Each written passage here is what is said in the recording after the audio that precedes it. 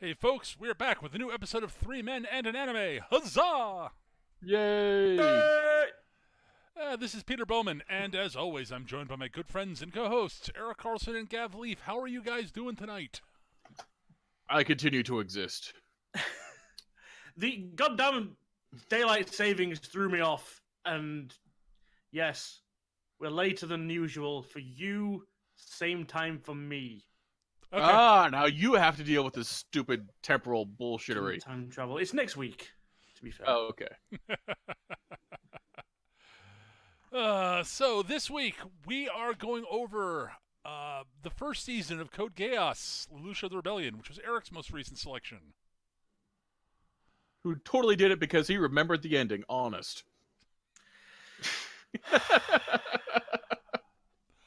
I wanted a mecha show. We're doing a mecha show. We'll get to that at the end of the episode, Eric. Sure we will.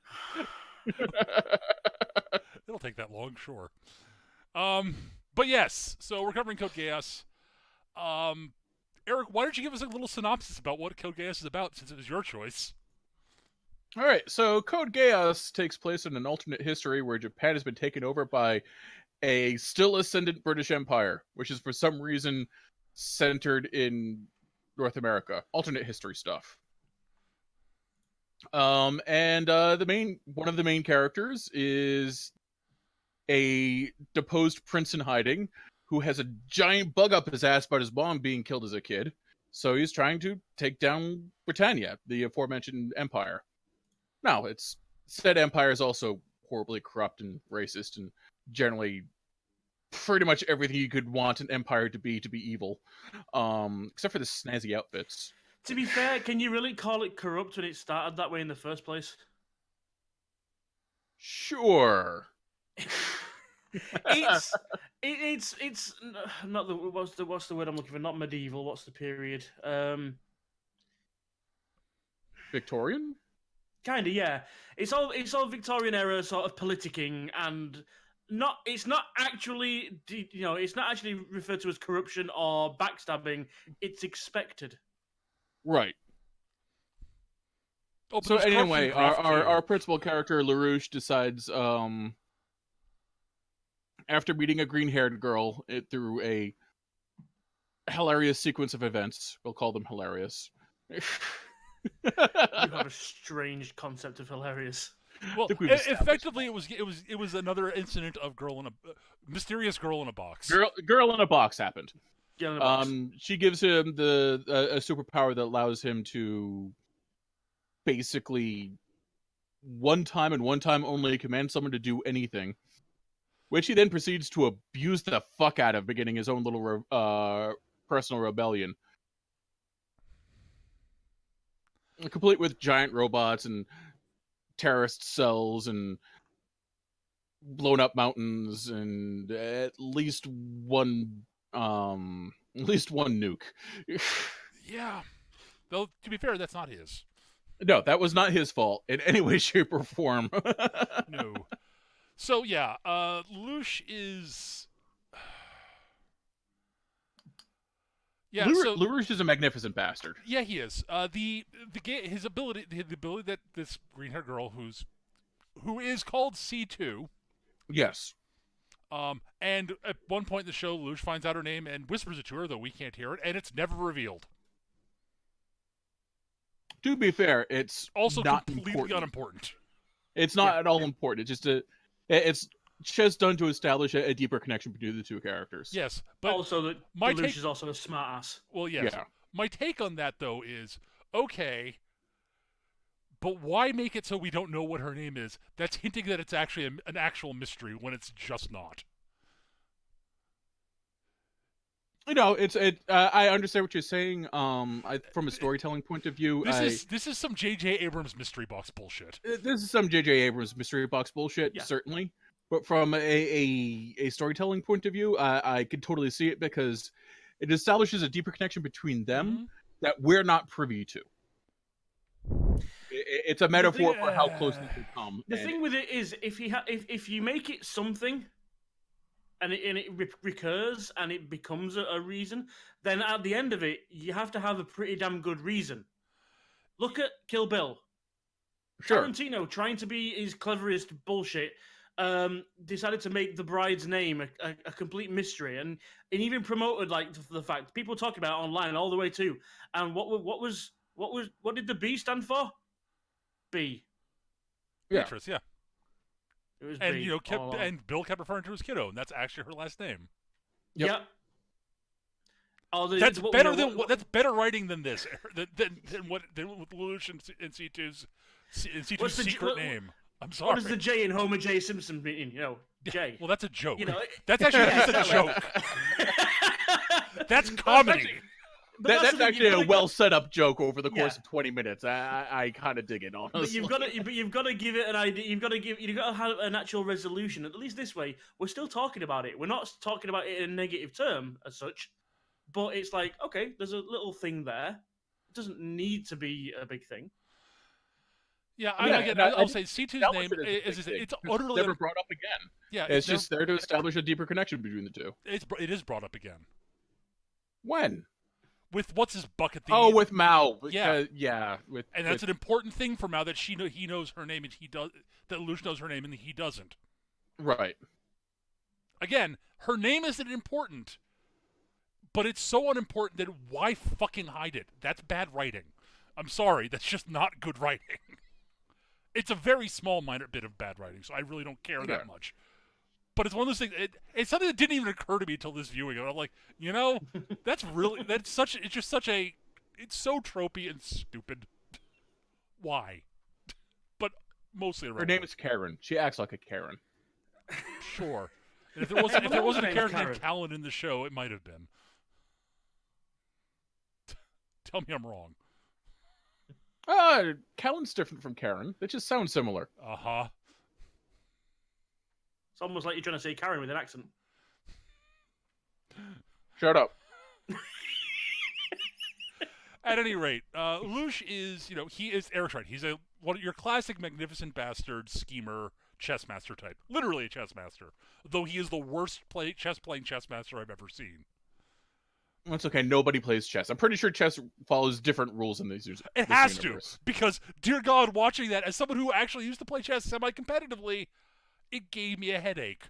Every time chess actually is played, I'm like, why are you? You're leading with the. You're leading with the king. Yeah, I'm certain it uses different rules. That's the only possibility. It's the only way that makes goddamn sense. It's showing. For me, that was a case of that's just showing how much of a strategist Lelouch is. He can make reckless, nonsensical moves and still win because he's better than he's so much better than his opponents. Yeah, against anyone who's semi-competent, what Lelouch is doing is actually just a way guaranteeing losing. Yeah, it's like you play against like a fucking Grand Slam tennis winner, and you're sweating balls trying to keep up with him, and he's hitting shots through his legs and shit like that. But chess doesn't work that way. I know, but you know what I mean. It's showing off. That's what it is. He's showing off. Yes, badly. It's Eric's right. The rules of chess just work differently in this universe. That I'm willing to accept that. Because otherwise it means the writers have no idea how chess actually works. Which is not entirely impossible. No, it's actually guaranteed. But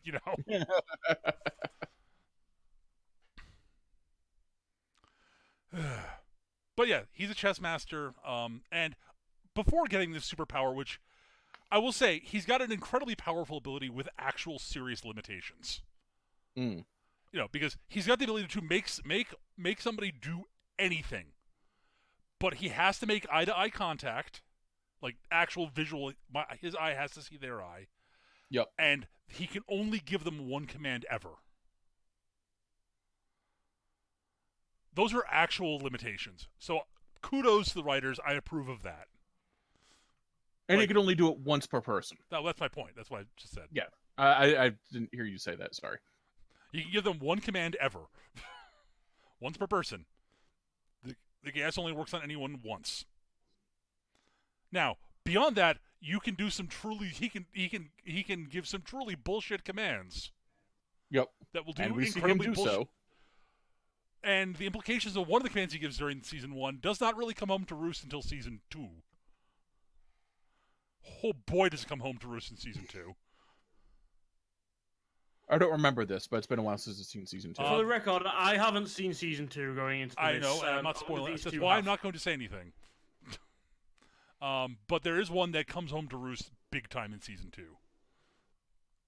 It comes home to roost in season. It's a bullshit. It's bullshit in season 1, and it gets most of it in season 2. But yeah, so the other major characters are. Well, the other major character is Suzaku. Yeah. He's sort of he's the secondary protagonist. They're not deuteragonists. Lelouch is definitively the main character of the show. Yes. But he doesn't work without Suzaku. No, he needs Suzaku as a foil. Suzaku or Suzaku? I don't know how it's pronounced. I don't care at this point. Okay. Well, but pronounce it how you want to pronounce it. I'm not going to argue about it. Okay. I think it just occurred to me. I'm not sure of the pronunciation. I'm pretty sure it's Suzaku because you don't generally heavily stress any one syllable in Japanese, if I remember correctly. But I might be wrong. I don't remember. I'm bad at this. So anyway, so Suzaku is Lelouch's childhood friend because obviously, and was the son of Japan's prime minister during the Britannia's invasion. He has since done his best to be a good little soldier for Britannia and change what he sees as the injustices of the system from within by being a good boy and using whatever influence he can gather to do so. Given that Britannia's fundamentally racist, they actively it is stated policy to discriminate against anyone that's not actually born Britannian. Yeah. This is dubious. That's actual policy. Yeah, they literally, when they take, they invade and take over other nation states, and basically will, Japan is not Japan anymore. It's been taken over by Britannia. It is now District 11 or Area 11. Area 11. And the people that live there are no longer Japanese. They are 11s. Yeah. Mm-hmm. Well, the old taking away people's names and replacing it with numbers. It's an old trope. Oh yeah. No. It is standard by the book, fascist dictatorship strategy. Yep. Suzaku is now an quote honorary Britannian. Right. So he's a second class instead of a third class citizen. I would say he's third class rather than just scum. That's okay. Fair enough, because you still have the nobles and shit. Yeah. There's the nobility. There are nobles in this. There's nobility, regular Britannians, then honorary Britannians. Yeah. As I point out while we're watching this, the fact that these second-class Gamelons in Yamato 2199 are treated with more respect and are treated as more actual members of society. When you are outdone by Dessler in this category. You're doing something kind of awful. Yeah, but Britannia is sort of unforgivably evil. Let's put it that way. Yes. Does not mean all Britannians are evil. We meet several actually good Britannians. Mm-hmm. But just in case you're missing the allegory here, when we meet a bunch of the 11s, their leader, the group leader, he happens to just be walking around, with a leather jacket with a large yellow Star of David on there. Yeah. Yeah, that was a little on the nose. Subtlety!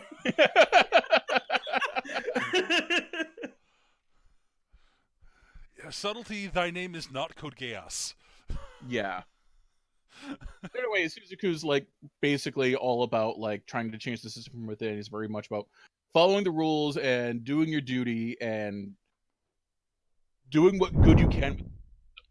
Lelouch has just ripped the system for my own gain. I mean, do good things when you can, but it's ultimately all about my own selfish ideals. Yes.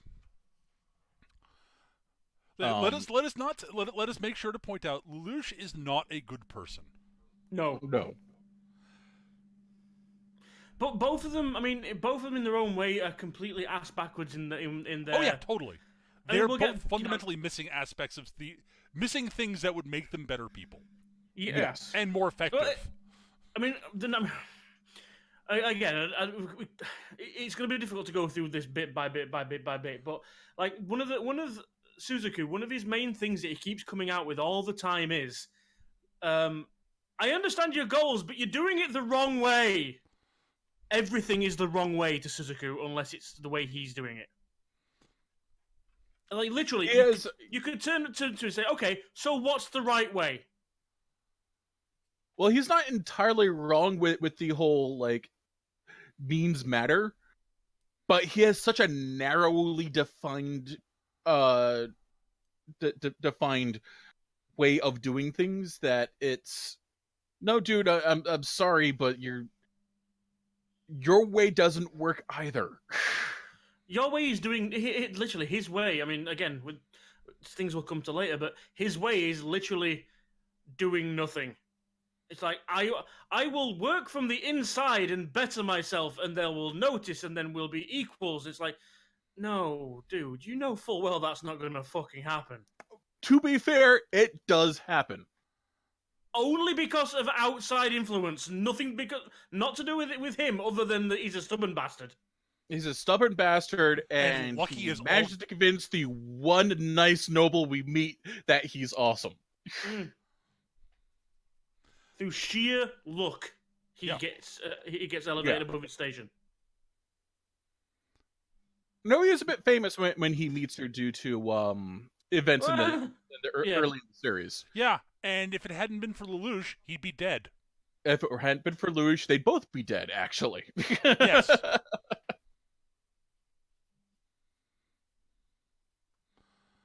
Yeah, I don't think anyone. Yeah,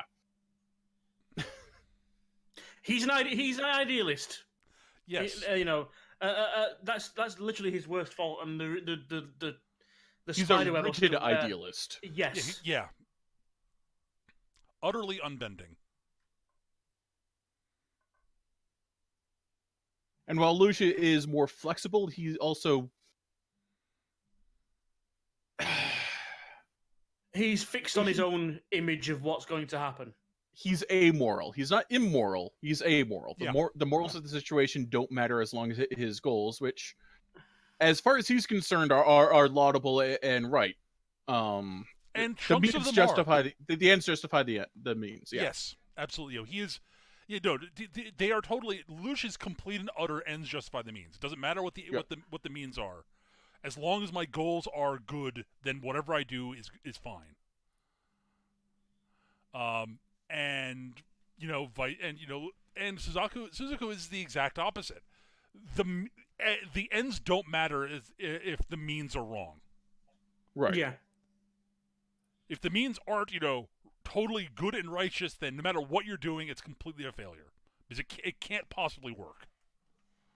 Like the end goal you want is the end goal that we all want, that both he and Lelouch do want, is impossible unless the path taken there is righteous. That is Suzaku's standpoint. And again, he has a very narrow definition of righteous. Yeah. He, like I said, rigid and unbending. Yep. To the point of myopia. Yeah. Now, here's the thing. I actually really like these two characters in relation to each other. They don't work without the other one there. No, they are literally, it's the Batman Joker thing. They are literally two sides of the same coin. Yes. Lelouch works better without Suzaku than vice versa. Well, yeah, because he's the focus of the show. He's also a more entertaining, interesting person. I see what you're saying there. I think he loses the degree he loses without Suzaku there. He does. He totally loses a lot without him, but there are other characters he plays well off of. Just nowhere near as well. Yeah. I think he loses I think without him there, he loses too much, and I cease giving a shit. Oh no, I mostly agree with you, but again, the fact that Suzaku is somewhere in the show is enough to carry Lelouch going on. Suzaku infuriating for me to watch when he's not on screen with Lelouch. Admittedly, when you see him like doing anything else other than he doesn't. I mean, he's being a soldier for a start, but I mean, the main reaction he gives is blank-faced smile.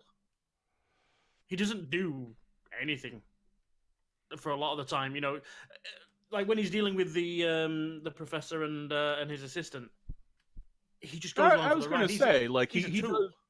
his He's interaction, part of the office equipment. his interactions with the research team that he ends up part of, the what's his name, Earl of Pudding. That's what Rashaka calls him. I can't remember his name. Lloyd. Lloyd, that's it. Yes, his interactions with Lloyd and Cecilia are fun and interesting, mostly because Lloyd is so entertaining. Entirely because Lloyd and Cecilia are actually entertaining characters, not because of Suzaku. Mm-hmm. Suzaku is boring and milquetoast when he's not opposite Lelouch. Lelouch actually pulls some personality and fire out of him. You're right. I would probably want to punch him. I wouldn't want to punch him. I wouldn't care.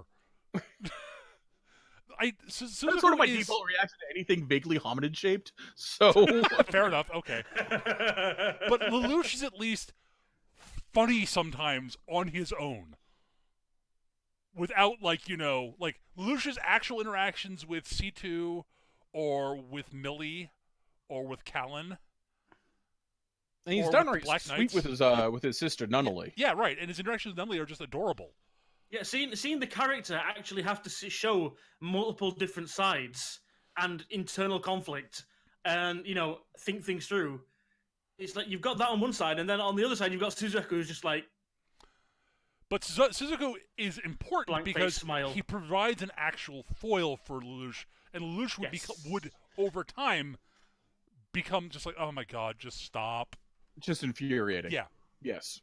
No. He desperately needs Suzaku there. I just wish Suzaku was, better defined. It was a character, and not like a few character traits glued together in a badass teenage, high school age mech pilot. Because let's not Suzaku is a brilliant mech pilot. He is absolutely a brilliant mech pilot. Yes. He is stupendously good at his job, which is piloting an experimental mech. Yeah.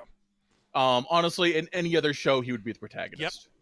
Oh, totally. In any other show, he would be Captain Protagonist. And that's kind of what I like about it also. Oh, sure. Like, he's not our protagonist. He's not even really the hero, because we see over and over again that the means that he cares so much about are themselves useless. Like, the system is actively against him. Yep. Like, to the point where it's impossible for him to do stuff without the opportunities afforded by Lelouch's shenanigans. He's basically playing the societal martyr, but he doesn't know it. Oh, I mean, he's got a death wish. He's got a death wish, and he's totally got a martyr complex. Absolutely. But yeah, I don't think he's aware of it. But yeah, pretty much everyone that knows him for more than 10 minutes is like, this guy has a martyr complex. Yeah. He will give his life defending and doing things the right way. It's like, okay, go jump off a cliff the right way, please. Actually, I don't think Yuffie realizes he has a martyr complex. No, she doesn't. It's one of her actual few failings. Yes. Poor Yuffie. Well, she's so wonderfully naive and sweet in a show filled with bastards. Yes. But the really weird thing is that for most of it, like up until the incident, her naivete completely screws with most of the manipulative bastards around her. Yes. Mm-hmm. Yes, and she's so desperately wants to do the right thing and so earnest and stubborn about it that it throws everyone for a loop. It completely blows giant holes in everyone else's plans. The main thing with Suzaku, just one last bit with him, and again, this is more of a spoiler of what happens through the story, which I apologize for, but whatever. There's a point where Eric just mentioned there, without Lelouch's help, Suzaku would be dead. Okay, outright, just done. Screwed over by the system. Yep. Okay? Lelouch rescues him. Suzaku says, okay, that's fair enough, but this isn't the right way, and goes back, knowing full well that they're going to execute him. Now, as luck would have it, things change and he survives and he keeps going, which would be fine. That would be a character-defining moment in any other anime. Except he keeps doing it. Mm-hmm. He narrowly avoids situations where it's a guaranteed death, or if he's being set up, or something's happened, and he's literally being screwed. He's the mouse that helps you set the mousetrap. To be fair, he also has a very powerful subconscious death wish. Like, he goes back because he's basically looking to die. Yeah. No, like, it's not obvious at first, but as the show goes on, it becomes so. Like, that's why he went back. He doesn't think he deserves to live. Mm-hmm. Because of the things he's done. Which is part of the reason why he's got this giant friggin' paladin complex in the first place. Yeah, oh, totally. No, here's the thing: is all my complaints about Suzuki's sort of attitude actually have in-universe explanations. It just doesn't make me like him as a character. No. He's he's mostly inoffensive, though, just to be honest. At the very least, the one thing I did like about the way he behaves is it does show you the cracks in the characters around him. Because when we first meet the research team that we've mentioned, Lloyd and Cicely, Lloyd is basically a scientist that helps develop the mobile suits of this universe called Nightmares. Yep. And they've developed a new model, a new experimental technology, and they want a test pilot. And Suzaku ends up falling for that job. Not sure how he gets through, but it's the usual situation where, well, hang on, he can't do that. He's an 11. Well, he's an honorary Britannian. Tomato. Lloyd is one of those carefree characters that doesn't care about such things. He's a good pilot. Put him in. We'll give him a go. And in the first sortie that he has, he's in combat and he's like slowing down his pursuit to save people, and like he sees a woman falling from a building and deviates from a kill shot to catch her. And it's the little things like where he cuts back to the thing, and like Lloyd's like, well, why would he do a silly thing like that? And you see a little look from Cicely at the same time, like looking at Lloyd. And it's like, okay, Lloyd's kind of one of those. Lloyd's a Britannian. Yeah, Lloyd's not a Britannian. Lloyd is a sociopath. He admits it actually. Yeah, several times. Like he's an outright sociopath, and he revels in it. He's a functional sociopath, though. Yes. Yeah, but it doesn't develop. It doesn't develop immediately. It's the sort of thing that you just see those little cracks every now and again. Mostly in his relationship and how he responds to Suzaku and those around him. Oh, as far as he's concerned, he doesn't care about that Suzaku's an 11. He doesn't care that Suzaku is human. No, he's a part of the Lancelot. He's a tool. Yeah. Yeah. It's not even that he's a tool. He's literally a thing that you plug into the Lancelot to make it go. No. Suzaku is a tool. Well, yes, but that's not how Lloyd thinks of it. Literally, he's the squishy human brain that you have to plug into the nightmare to make it do its thing. Yeah. I'm certain that if you could make a fully functional AI nightmare frame, Lloyd would be all over that and think that is way better than putting stupid humans in there. Stupid meat getting in the way. The pilot is as interchangeable as the engine, the battery pack, yeah. Well, not entirely. Suzaku actually fits most of the things he wants out of a pilot. Yes. Yeah. He follows orders. He's disciplined. He does most things, and like the whole thing where his reaction time is good enough. Most importantly, his reaction times are good enough to push the limits of the frame. Yes, which is great for an experimental frame. Now, the whole thing where he saves a woman is the thing is Lloyd is like, that's silly, but it's not something he thinks is a deal breaker. It's like, I didn't know that's the way this guy was. Okay, noted. It's a minor drawback, but whatever. I know there's some people who think that might be actually a good thing, so I guess. Yeah. Like the audience, for example. Or my assistant over here, who I'm certain is giving me a dirty look for this. Yeah, I'd be disturbed if I cared. Yeah, that's basically it. There are a couple of really funny bits with those two because Cecily's whole reaction to him when he goes a little bit when he strays off the path, shall we say, is her offering to remind him how things work. You know, would you like a refresher on the subtleties of social interaction or something like that? It's like, no, that's fine. No, that's all right. I get it. I don't want to be bored out of my skull again. It's okay. And admittedly, that's the thing as well. He's not threatened. He's never threatened physically in this, to my knowledge, anyway. I don't think physical threatening wouldn't really do much to him. I think he'd find it interesting, if nothing else, as something to study. It happens exactly once. It happens exactly once. So remember when Suzaku punches the fuck out of him? Yeah. And Floyd's like, wait, what? Yeah. I wasn't aware that was an option. I need to keep that in mind. Yeah, that's the thing. He studies it. I think boredom is a bigger threat to him. Oh, God, almost certainly. But yeah, no. Yeah, so there's all this sort of political stuff. There's also the high school, which is the other half of the show, kind of. Because of course there's a high school. Of course there's high school bullshit involved. And it's a mech show. Right. It is a high school for the upper class. Well, the sort of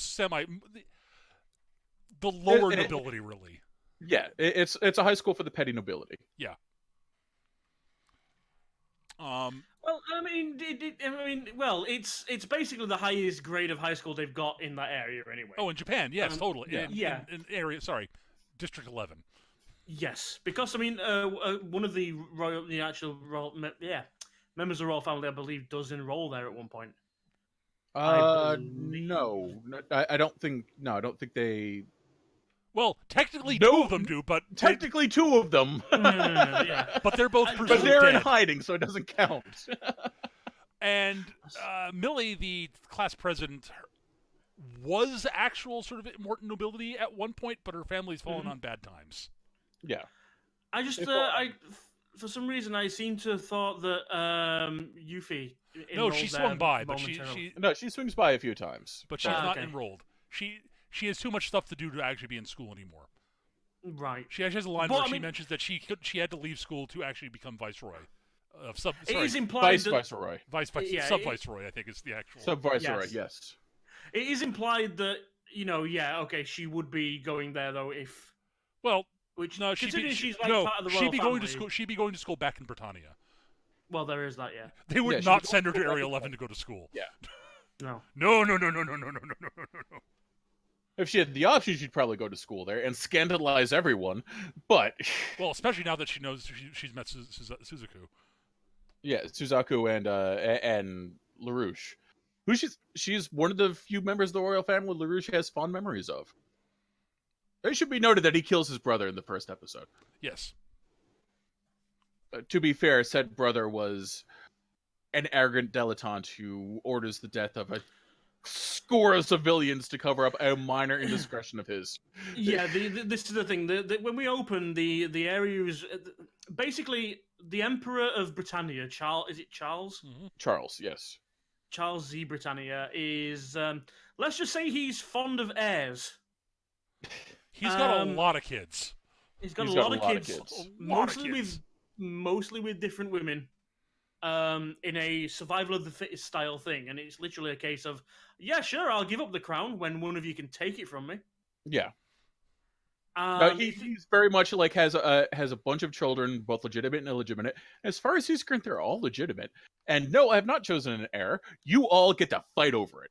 Technically, there's a system in case I die before one of you comes out on top, but you get to fight for it. Yeah. I believe Yuffie is the youngest of the. No, I don't think she's the youngest. The youngest is Nunnally, technically. Oh well, yeah, of course. Sorry, yeah. Lelouch's little sister. Yeah. And I think Lelouch is technically younger than Yuffie, but not by much. Right. But I mean, Well, at they the didn't have time, the same when we- mother, so they could be the same age. Who knows? yeah, when Charles we doesn't come seem like the type to give a shit about like Oh no, fidelity. dear God, no. no. But when we come into the show, the Area 11 is currently ruled by Clovis, La Britannia, Yep. who's one of the princes, and he's very much a let them eat cake kind of guy. Oh God, Yeah. yes.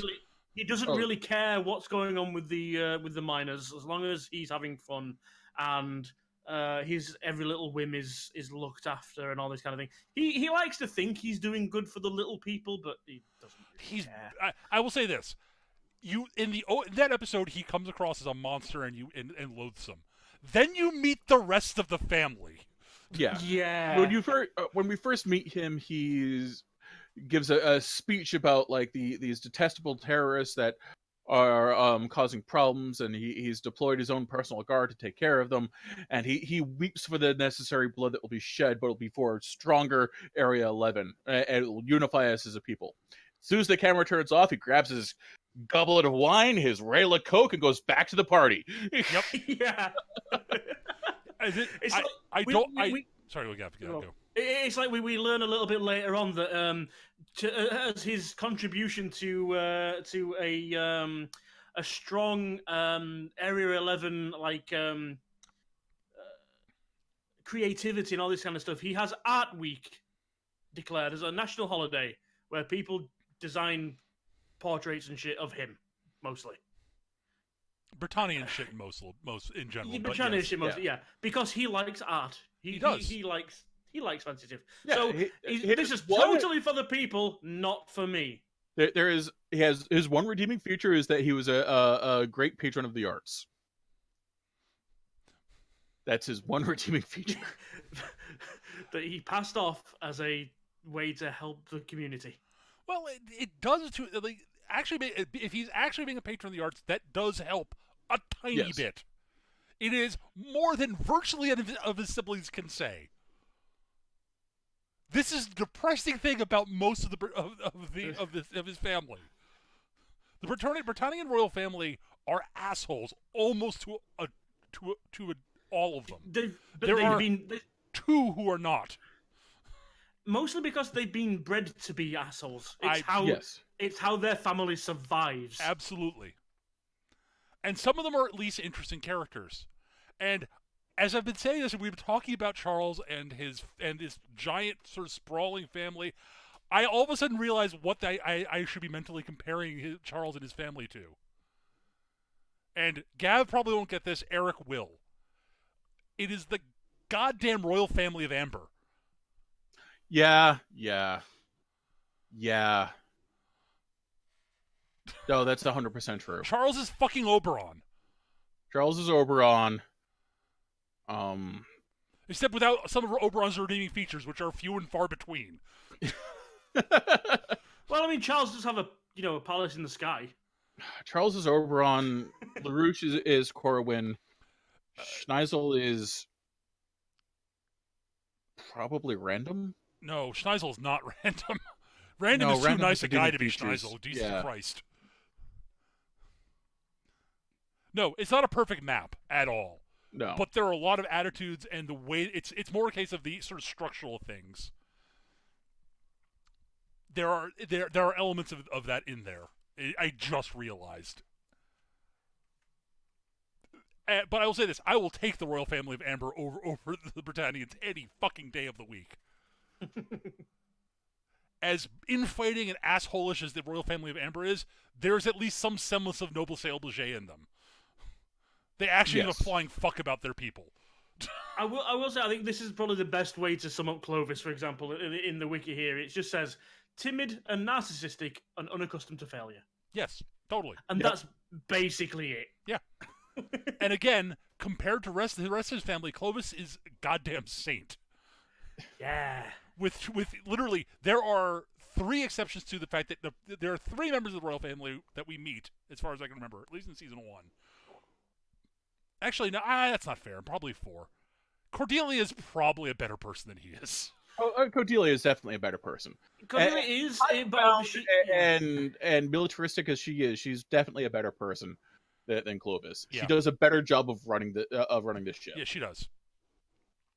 Yuffie and Nunnally are both nicer than he is. They're both goddamn saints. Yes. And Lelouch is... They are literally all sweetness and light. And Lelouch is at least, capable of actual human emotion. Yeah, the difference is, right, Lelouch recognizes and cares when his friends are upset. He'll get over it quickly, but he recognizes and cares. Clovis will be like, huh. Well, here's the other thing: is Lelouch will also acknowledge the one thing in Lelouch's defense is, honestly, when he does awful things, he knows what he's doing is awful. It's just that it's the most expedient way to do what he's trying to do. Yeah. Yes. Which is not a good excuse, but it's better than not knowing what you're doing is wrong. But I mean, this is the thing. Lelouch's worst fault there is that he will instantly start to think how he can use that to his advantage. Oh, sure. How does he come out of that smelling of roses? And this does not make him the worst member of his family. Mm-mm. Not by a long shot. Again, Lelouch actually cares about some people at least. Like I will, like, for instance, as an example of one of the things that advantage he has over most of his family, he's not a racist. He actually does get upset when he sees racism and that kind of institutionalized bullshit having an effect. Yeah. Like he will step in and either diffuse the situation, or if he can get away with it, fuck over the Britannian involved. Yeah. It's one of the few times he actually lifts a finger outside of his revolution. Yeah. Because he is outside of putting together the Black Knights and plotting to overthrow Britannia and all this other stuff. He's profoundly understood in the rest of the world. Yes. He goes through the motions to avoid suspicion, and that's about it. Yeah. He goes to school enough so that he doesn't get held back, despite his ridiculous grades. Yes. Because he's a genius. But yeah, so we should talk a bit about the Black Knights. Yes. So Lelouch ends up falling in with a group of terrorists called who are called the Black Knights.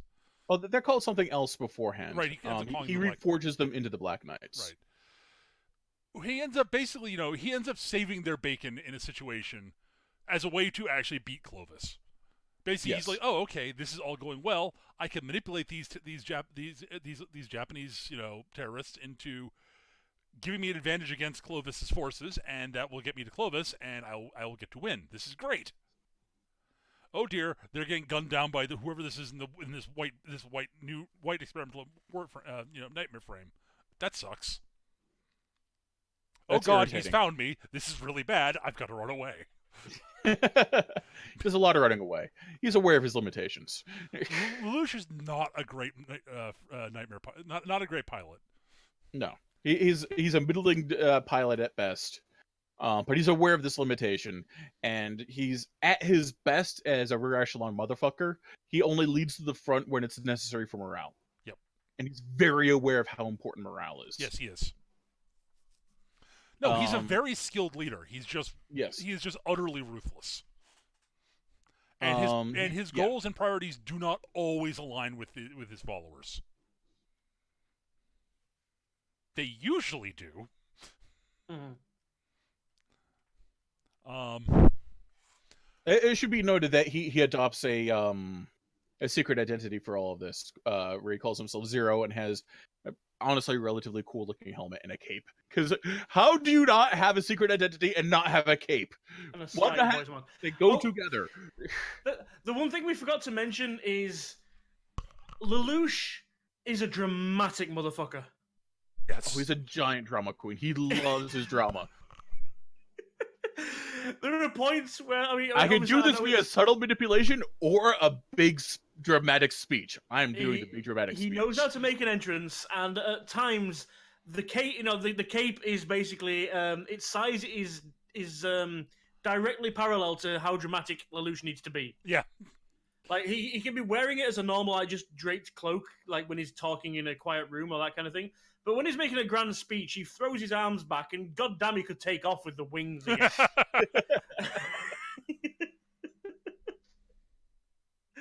The dude is a complete ham. Sorry, but Oh yeah. yeah. There's not a piece of scenery Lelouch has not chewed during this series. At some point, it's just like, oh my god. Chew Especially to as Zero. splinters. Yeah, as always as Zero. Yeah. I mean, it is. I will say that's an interesting aspect to it. I mean, obviously, yeah, I get he doesn't want to be discovered and all this kind of stuff of who he actually is.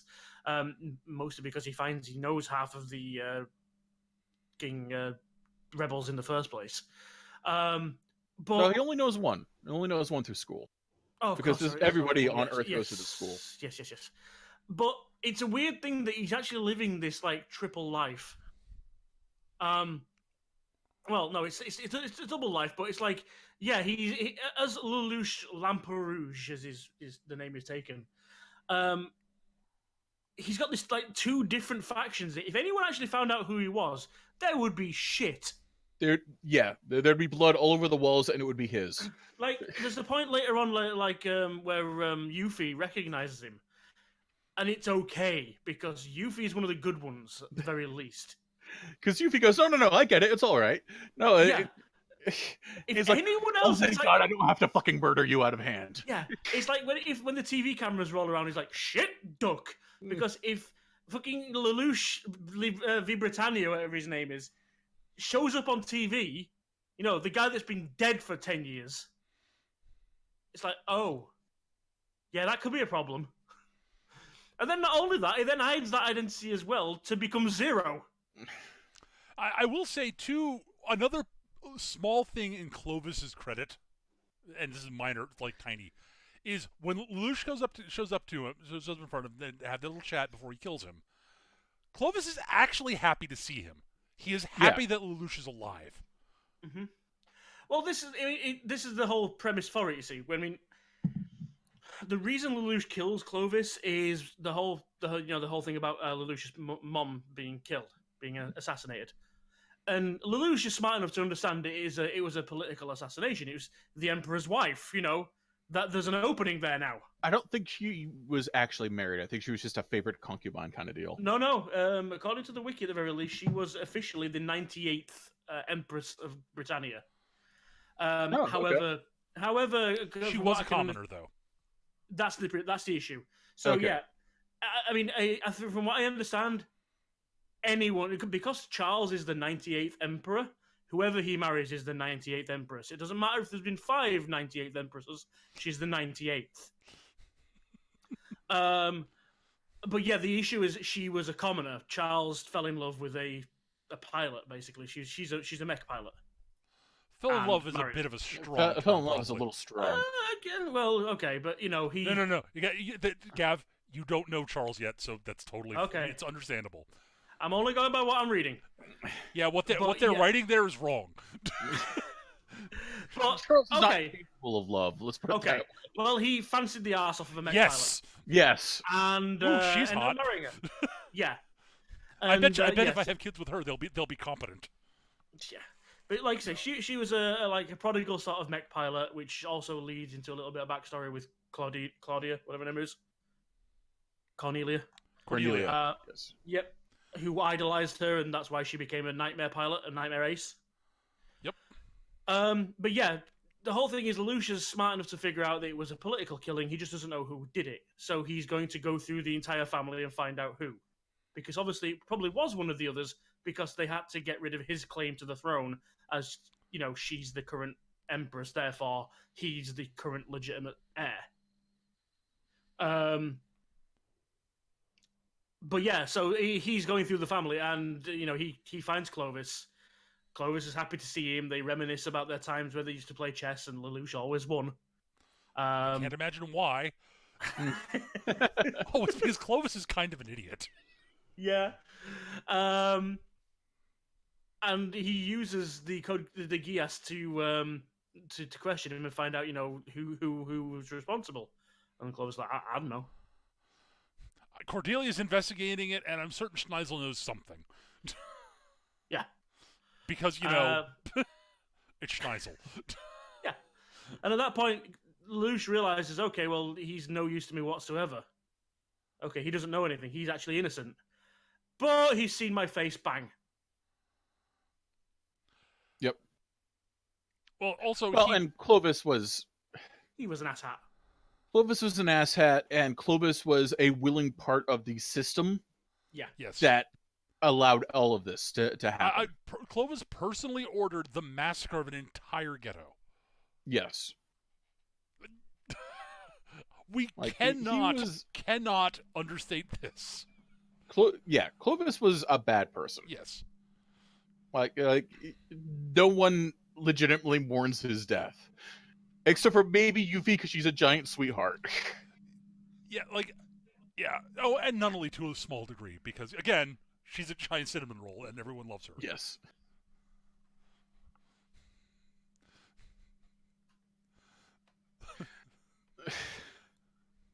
So basically, everyone in the show is assholes.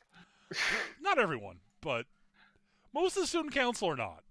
Most of the student council are not minor characters that they are. Callan's not really an asshole. Callan's not an asshole. She's a firebrand and a complete believer in the revolution. Yes.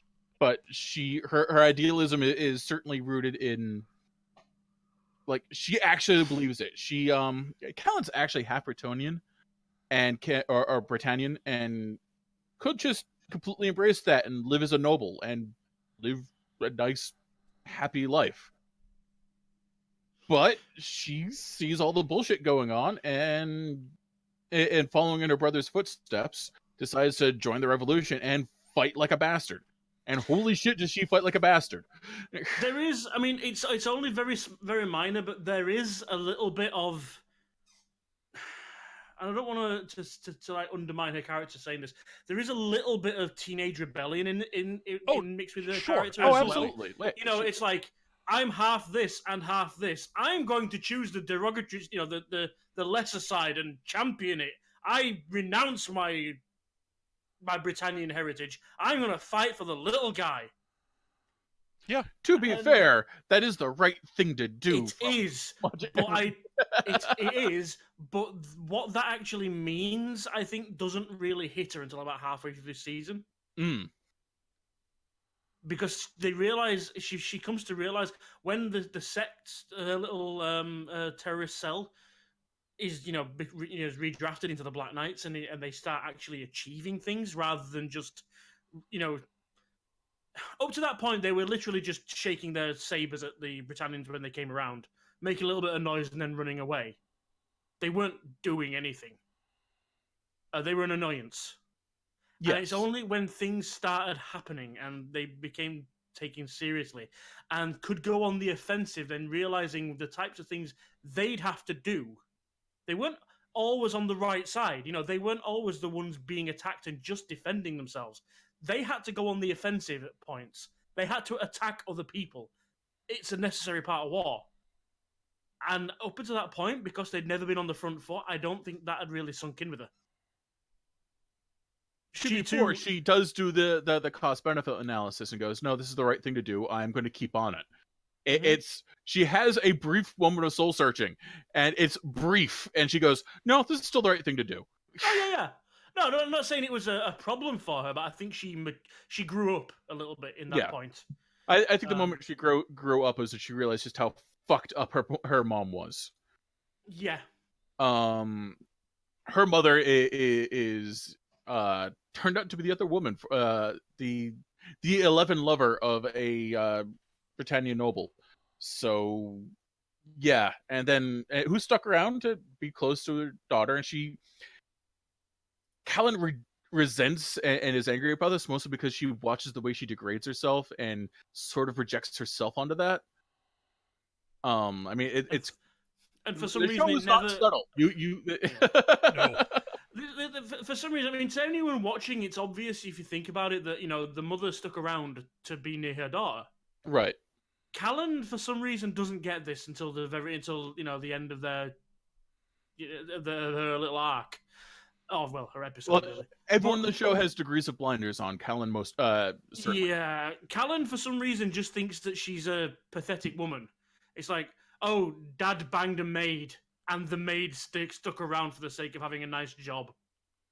Well, aren't you pathetic? It's like, no, she stuck around for you, numbnuts. And it takes her a while to realize this, and mostly by seeing her mom all fucked up on bad drugs. She's like, oh yeah, no, that's okay. Yeah, this is an even better reason to fight the good fight. Yeah, okay. This is even more personal than it was before. Yeah, and again, Callan was a stupid kid who didn't realize that, but she figured it out at least. Yeah. Callan is one of the better characters of the show, by the way. Yeah, Callan's actually I really like Callan. She's flawed, but very much intelligently written, well acted. Just she's awesome. She is everything she has Suzaku. the best mech in the show. She is everything Suzaku wants to be. Yes. Except that she's, quote, doing things the wrong way. Because she is way more pragmatic than Suzaku will ever hope to be. Yes. Also, she doesn't have a death wish. Yeah.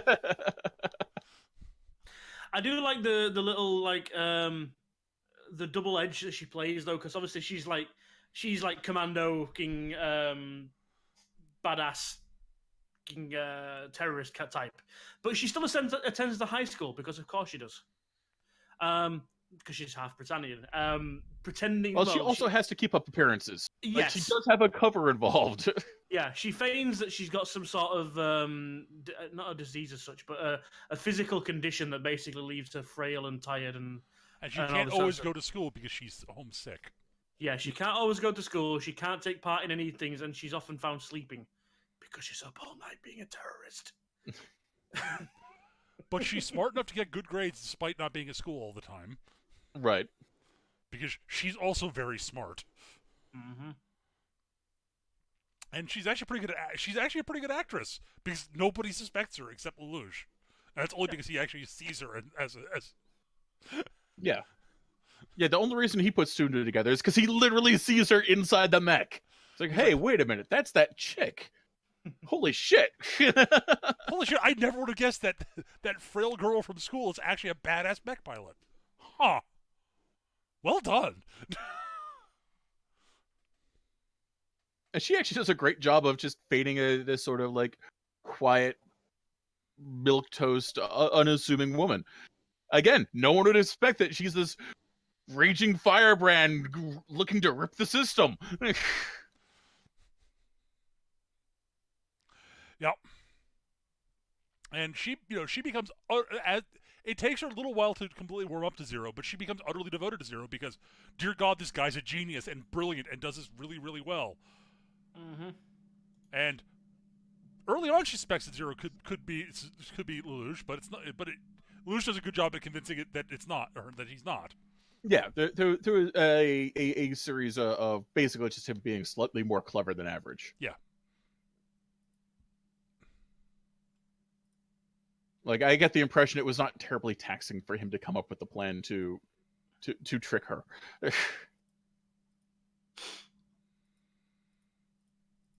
She does also have a she has a penchant for going for her little I'd say secreted, but I'm not sure how nobody notices that fucking Bowie knife that's mixed into her purse.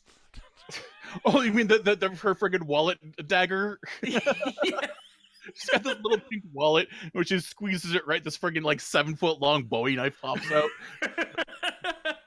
I'm exaggerating. Maybe 5 inches long. Really, I don't think she ever uses it, but she draws it more than fucking Worf attempts to draw his phaser. She's on the verge of stabbing somebody with it on multiple occasions. There's a great bit where, like, as at one point during the show, Suzaku becomes this sort of like beacon of hope and public face for the whole honorary Britannian thing, and like the PR part of the Black Knights, because they have a PR part at the department at this point. Is like, yeah, he's actively a threat to us just by existing. I suggest assassination. Zero's like, no, we're not assassinating him for a variety of reasons. So no. But Kellen's like, huh, I should assassinate him. I'm close enough. I can get in there. I can do it. Now, And it will help Zero, even though he said no. fortunately, fortunately, Lelouch stops her. Yeah, Lucius is like, up. Now I know that the look on that face. Oh dear. No. No. No to the stabbing of Suzuku. No. Mind Of course, you, he doesn't know that he's Zero, so he's like, hey, could you help me out with this thing? You know, Millie's totally got riding my ass about this thing. So, yeah, come help me out. She's like, sure.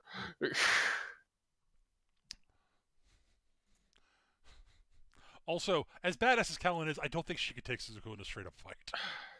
Not if you start spinning. One of Suzaku's signature moves is he does this like triple spin back kick. It's ridiculous. It always wins. It's literally like the first thing we see him do. Yes. He actually uses on LaRouche. Yeah.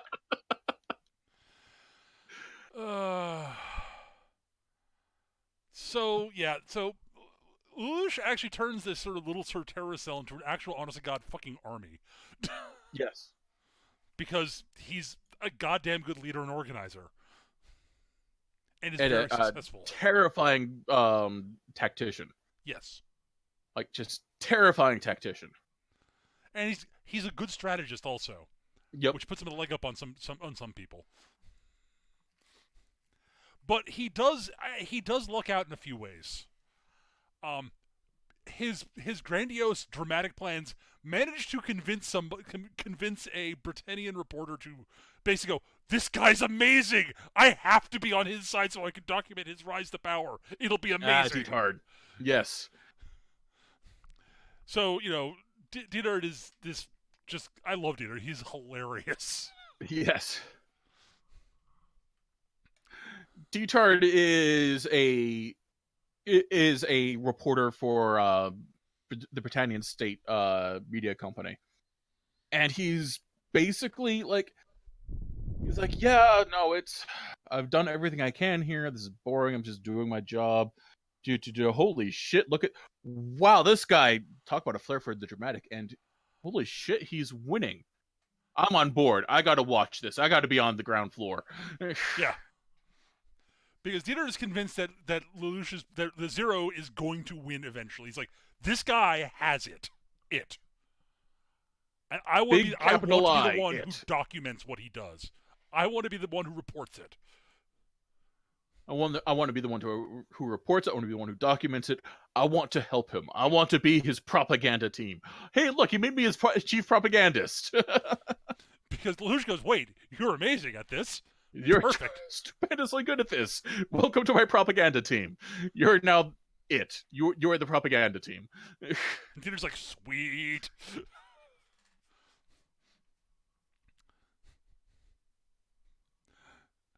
The other thing I like about him is he points out some ways that Lelouch, that Zero could do things more pragmatically that might do certain things. But when Lelouch explains why he's not doing it, Dieter's like, okay, cool. That's a good explanation. Yes. Yeah. Oh, all right. You have angles I'm not seeing. Great. Or you don't or I don't understand what you're doing, but you're the boss. Fine. Yeah.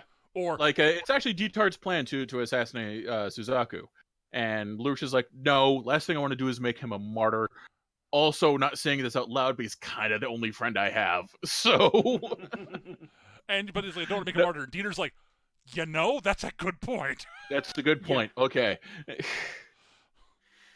See, Dieter, when we first meet Dieter, it's quite clear that he's so fucking done with those around him. You know, the Britannian nobility that he has to cover, because none of them are interesting. They're all variations on a theme he's seen a dozen times. Yeah, exactly. And generally, he's the smartest person in the room. But with Lelouch, he's got Zero. So he's got somebody to bounce off. and that interests him, and he's like, okay, yeah, I see your idea. I'll go with that. And it's like, and you might actually be smarter than I am. Holy crap! I don't know Yeah. if you are, but there's a possibility. And you've That attracted alone an is worth organization switching of sides for. actually interesting, competent people. It's most of you, not all of you. No. What's that friggin' retard's name? Oh God.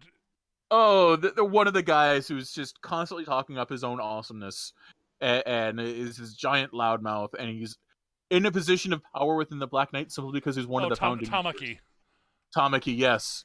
Yeah. And every time you see Tamaki in a fight, it's him going down. Yeah. It's like there's one bit saying, with they're all sitting around and like working out the budget and all this, working out they actually have a couple of scenes where they're working out the infrastructure and the workings of the cells and all the rest of it. It's like, so okay, so this and this, and one was like, oh yeah, and we need to go and buy more ammo. We're a little bit light on funds though, so we'll need to do something about that. And Zero's like, what do you mean we're light on funds? If you stuck to the budget that I told you, we should have plenty. And somebody's like, yeah, but Tamaki's in charge of the treasury. What? Everyone's like, oh. And they're all like, wait. And Tamaki, like, he starts defending himself. He's like, no. Look, I may have bought one or two additional fucking necessary and important additions. As it was like, what, taking all the new recruits out for lunch and proving you're a big shot is a necessary and important addition. Appearances matter. Zero's like, okay, Ogie's gonna manage. Okay, Ogie's in charge now.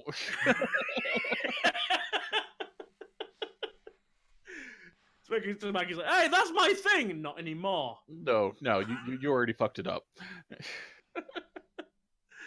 But yeah, he's the loudmouth that he's always. Seriously, in any other series, he'd have been dead a long time ago, but he just will not fucking die. Well, he's the lucky idiot in the series. There's always a lucky idiot in a series like this, and that's him. Mm. He's just less personable than most of them.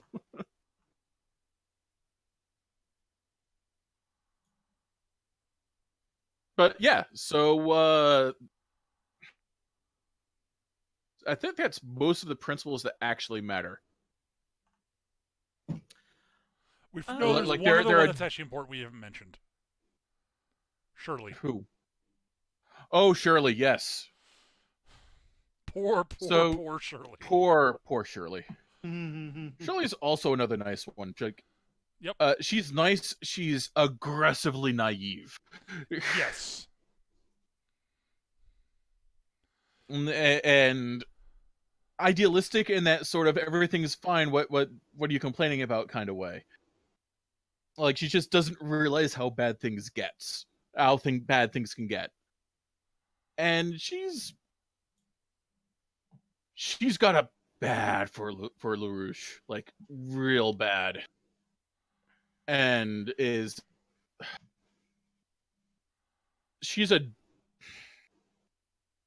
the I couldn't possibly tell him how it feels. What if he turns me down trope? She's totally the notice me senpai thing. Yeah, and unfortunately, Lelouch is an anime protagonist, therefore he doesn't notice. Oh, I'm pretty sure he notices just to give a fuck. Like, he likes her, he thinks she's cool, and that's not on his radar, though. He's not interested in that kind yeah, of thing. Yeah, he's Lelouch may as well be asexual. He's got too much other shit on his plate. I to be fair, he actually at one point in the season actually realizes that, oh God, I did love her. Yeah, he's like, oh shit, yeah, I really did have feelings for her. That's, oh, I'm a dumbass. I'm stupid. Mm-hmm. But he realizes he really can't do anything with that because of what he's doing. I mean, yeah. And dear God, it's not safe for her. No, especially. Yeah. Unfortunately, Shirley is the puppy. She is. She's the giant. She's the giant puppy in the room. She's not. Yeah. And she gets caught up in the bullshit through no fault of her own. Initially, because her dad happens to be collateral damage for one of Lelouch's shenanigans. Yeah, it's one of those tropes where, Lelouch needs to learn the impact of his actions and what is happening on people around him. Therefore, Shirley's dad is in the military and is killed by one of his squads. It's not even like a frontline soldier. He was like rear echelon, like logistics. And got buried under a landslide that Lelouch caused. Yeah, stationed in a town well outside of the combat zone. Lelouch just sort of like accidentally knocked down the town. He's like, huh, that was more effective than anticipated. I'll keep that in mind for the future. Oh dear. The father of one of my friends was in the area. Oh dear. Oh, that's yeah. Fuck. I'm so Oops. sorry, Shirley.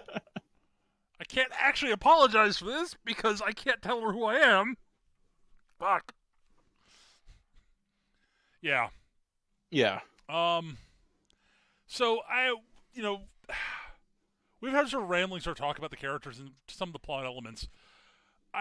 Going blow by blow in this show, I think it's going to take forever. Yeah, it's a dense. It's a fairly dense show. It's a dense show. There's no filler in this show. No, that's not entirely true.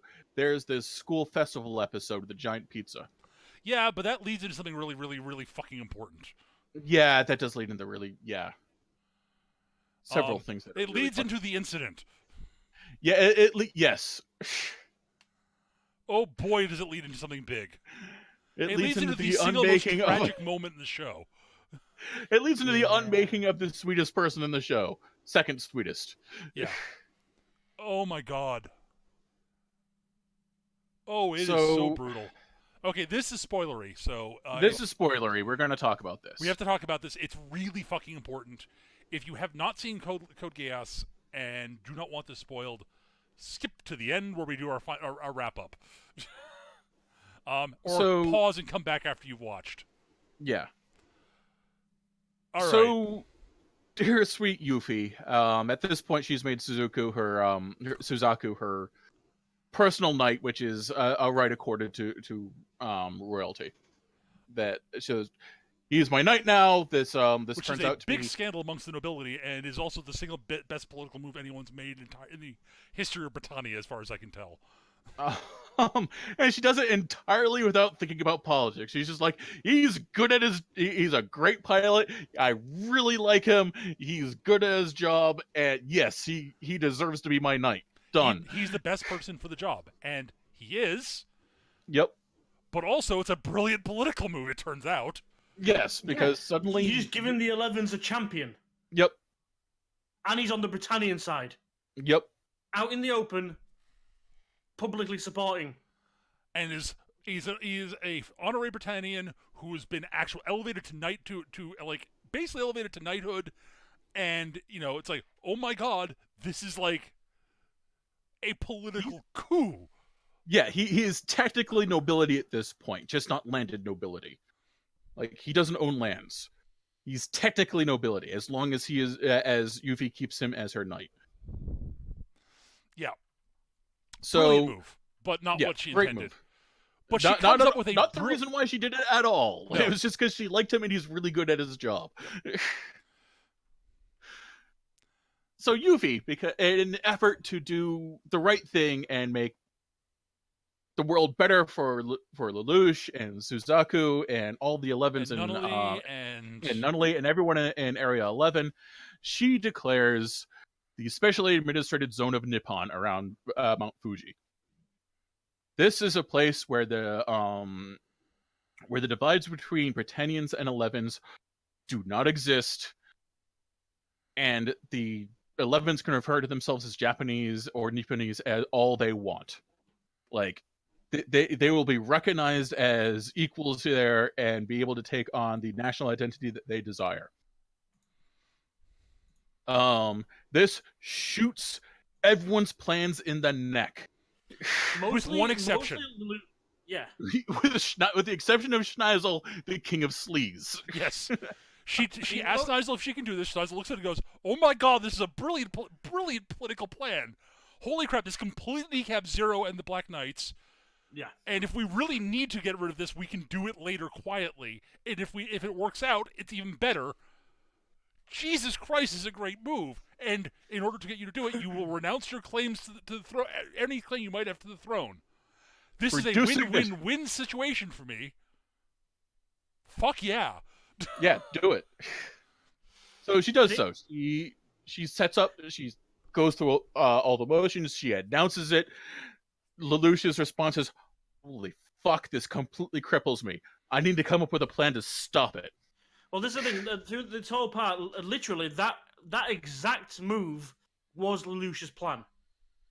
Yeah. No, he was going to found his own nation state. Yep. Yeah. Around Mount Fuji, because that's where the head. No, he wanted to do it in Tokyo because yes. Oh, he wanted to take Tokyo back. He wanted to take Tokyo because because that's the seat of Britannian power. It's there, is, but and also Fuji... because it's a stupendous amount of industrial stuff going on there. Well, Fuji is the heart of the rebellion, so to speak, because that's where it's a super unobtainium super fuel mineral. Yeah, it's the Sakuradite. Sakuradite, yes. That's it. That is basically no one would dare attack Fuji because if you set that off, it's literally like setting off. How many nukes do you think exist in the world? Jesus, all the none nukes. Actually, but in our world, way too many. Yeah. But yeah, double that, and then plant them all under Mount Fuji, and then set them off. Yeah, it would be bad. It would be bad. So the heads, the ruling families of the Sakuradite mines, they're unofficially, it's all behind closed doors, but they're basically funding the resistance. The rebellion, yeah. But they've decided, they've come to agreements with the Britannians. They're honorary nobles in their own rights. They're very traditional Japanese, like sort of style that they use. But they've got trade deals with the Britannians. It's like, okay, well, we'll play nice, but we've got this. You want it, and I dare you to try and take it by force, kind of thing. Right. So. Yuffie does this. She announces this shoots Zero's plans in the neck. Cordelia's response is, what? I'm the fucking viceroy. When did this happen? Who did you... Oh, Schneisel. Fuck you, Schneisel. Well, it's more the fact... With Cordelia, it's more the fact that it's like, what do you mean I don't get to kill my enemies? Yes. What do you mean there's no military victory here? And then she has the gall to directly address Zero and say, Zero... I want to offer you safe haven here. Please come and bring your Black Knights so that we can integrate you into into New Japan, and you can lay down your arms. You will have achieved your goals. And she knows who Zero is at this point, and she literally just wants a safe place for Lelouch and Nunley to live. She isn't aware of his greater plan to unmake Britannia. Everything she's doing is out of the fucking kindness of her own heart, and she's literally just looking after people that she cares about. But she couldn't have made it. Like Peter said, she couldn't have made a more tactically perfect political move if she'd have been trying. Like literally, I have this image in my head of Schneis looking at her plan and going, "Why the fuck did I not think of that? Why didn't I come up with this? Holy shit. I am too much of a scheming bastard." It's clearly... Yeah. And he's right. It solves all of Britannia's problems. It cuts the legs out from under the Black Knights. If they resist it, they come off looking like hypocritical assholes. If they join, then they have to lay down their arms. They're caught in a no-win situation. So Lelouch's plan is, okay, so what I'll do is I'll go to the signing ceremony, speak with Yuffie alone, use my Geass on her to get her to shoot me. I'll be spirited away by my supporters before my mask is revealed, and she'll come across as a hypocrite. Then I can make a miraculous recovery and lead the great and righteous rebellion again. Awesome. And then he talks to Yuffie, and Yuffie basically convinces him that this is actually the best possible plan. And he's like, "God damn it, you're doing this for all the right reasons." Yeah, he's like, because he assumes he's trying to cut the legs out from under her, because everyone else in the family would be. And he's like, "Oh my God, Yuffie really is as sweet as as she comes across. She is the second biggest cinnamon roll after Nunnally. Oh my God." He's like, okay, fine, you beat me. I'm done. You win. I give up. You win. And then they She's make like, the this is mistake- never a fight. Also, Yeah. how the hell were you gonna? I would never shoot you. How would you even think that would happen? Oh yeah, I can totally convince you to do anything I want. How? Like, I could tell you to go kill all the Japanese, and you would totally do it. At this point, something that's been being foreshadowed for a while happens. Lelouch no longer has control over his powers. The Geass is always on. Yeah. So any suggestions that he makes to people, While he's making eye contact with them. mm-hmm. And it's been being foreshadowed for a while. We meet another Geass user who lost control of his powers in a similar way that drove him mad. His was not commanding people; his was reading minds.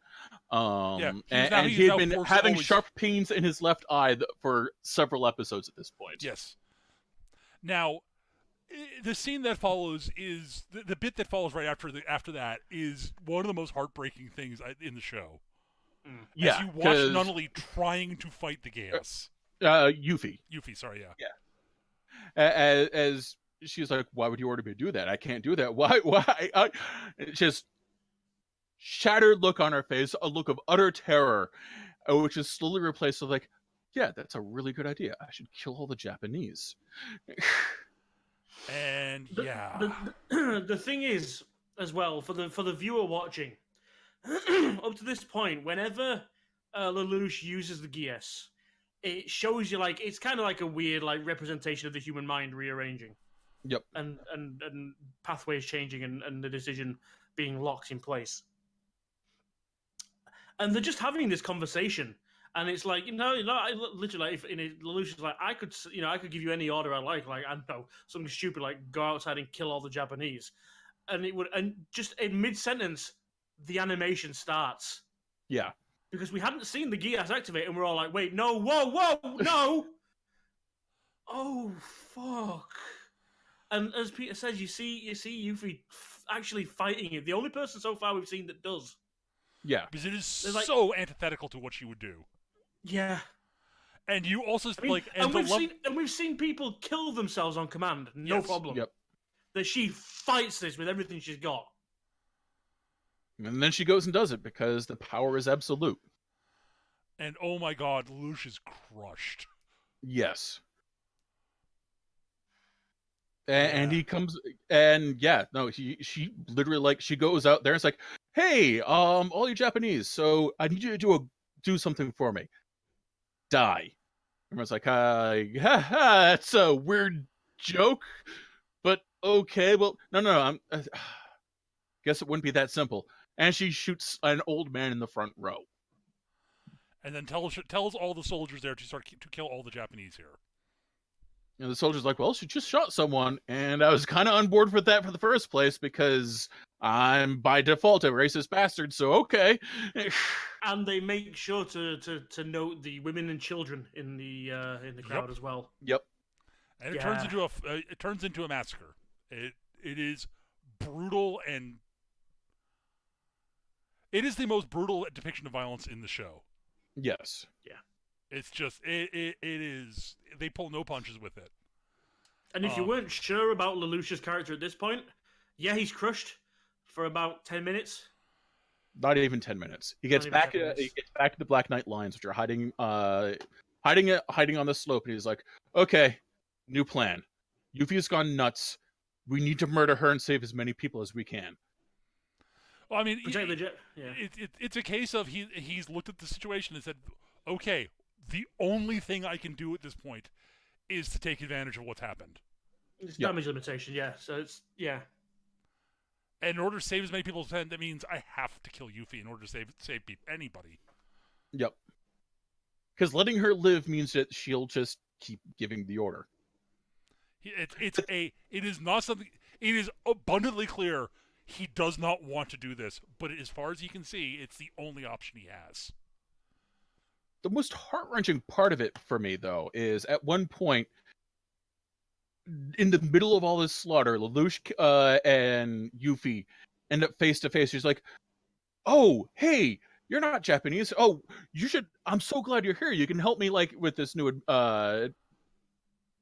like administer this new Japanese special zone.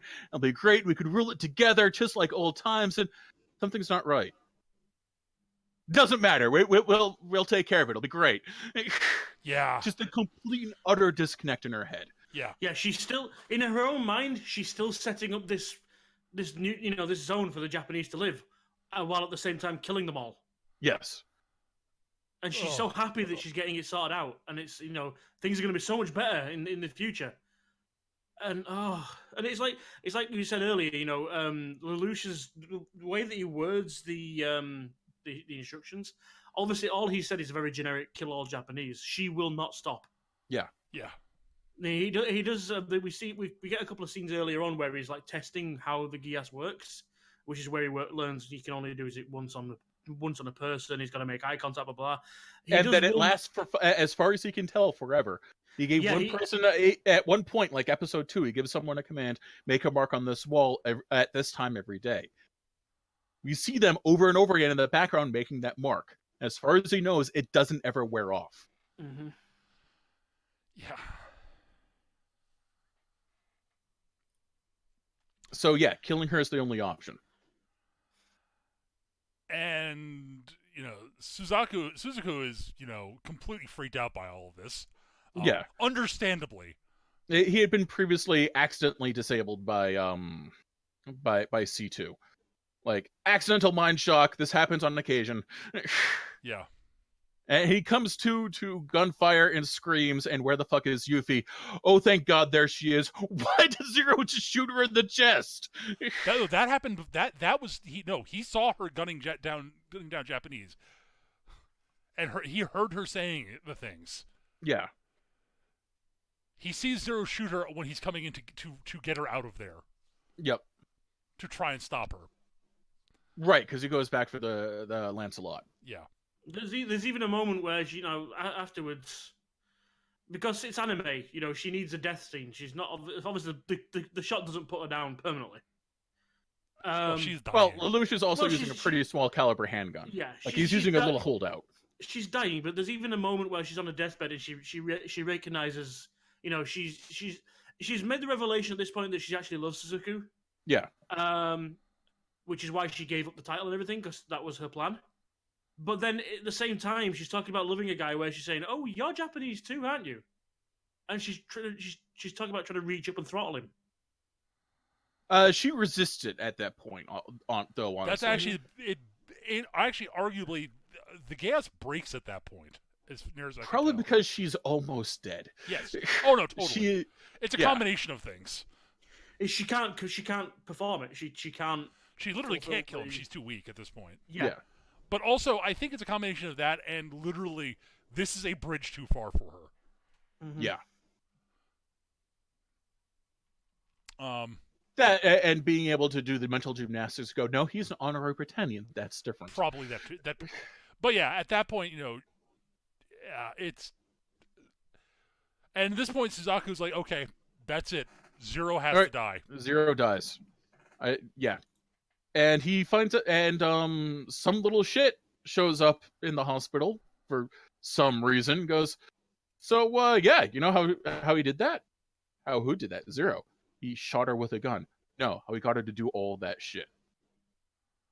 And he finds out what Geass is, because V2 is like 8-year-old boy dressed, wearing too many coats with ridiculously long hair. We find out more about him in season 2. Yeah. But as far as we know, he is a weird plot element that shows up out of nowhere in season 1 and makes no goddamn sense until season 2, and then he only technically makes sense.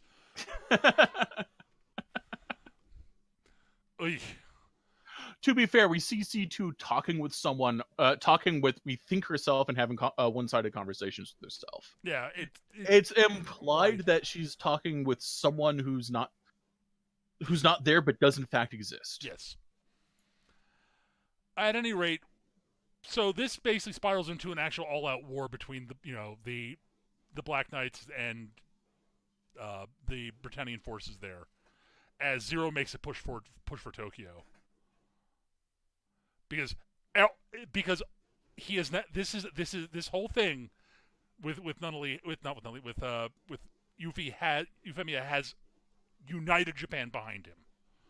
Yes, because like and it completely takes the Britannians off guard. Like suddenly there is like it's not just the Black Knights and a few scattered remnants of the old Japanese military. It is citizens throwing rocks and improvising weapons and mobbing soldiers for their guns and linking up with the Black Knights and this giant march on Tokyo. Yeah. We actually see a scene from basically the Britannian Council, which it's not actually the Emperor. The Emperor's very his involvement is very standoffish. At least in season 1, he's usually up on his god platform wherever the fuck it is somewhere.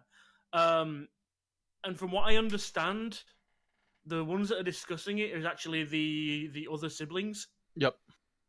And the one who's technically next in line for the throne is sitting there like, yeah, we have to do something, but we have to be really careful about how we do it, because otherwise they're just going to invite a giant clusterfuck from the other 2 superpowers in Japan, and that's the last thing we want.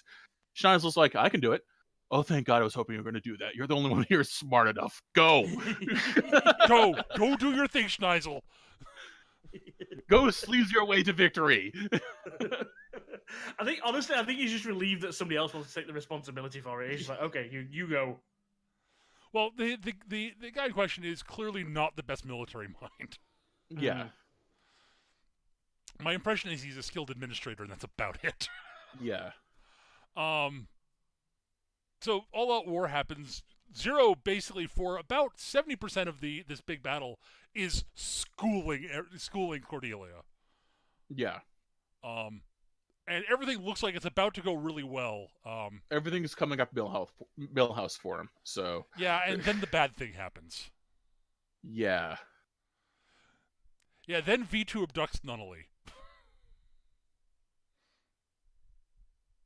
Through temporal time travel. Through bullshit shenanigans that we don't know what they are yet. Bullshit really. magic, paranormal shenanigans that we don't. Yeah, that we just don't know. Yeah, so while they've been invading Tokyo, Lelouch had them basically set up at the school. That way he could actually make sure that he could cordon off the student council and his friends, and they wouldn't get accidentally shot. Yeah, yes. It would literally be the most defended point they'd have because it was their base of operations as well. Right. Yep. So, that's it. So he'll protect them and Nunnally. In fact, they even set up in their dorm house. It's like, look, we'll work from here. That's it. That's fine. It's a place of Zero is convinced he's going to win. This way he can put people he trusts in an area to defend the people he cares about from, very angry Japanese people.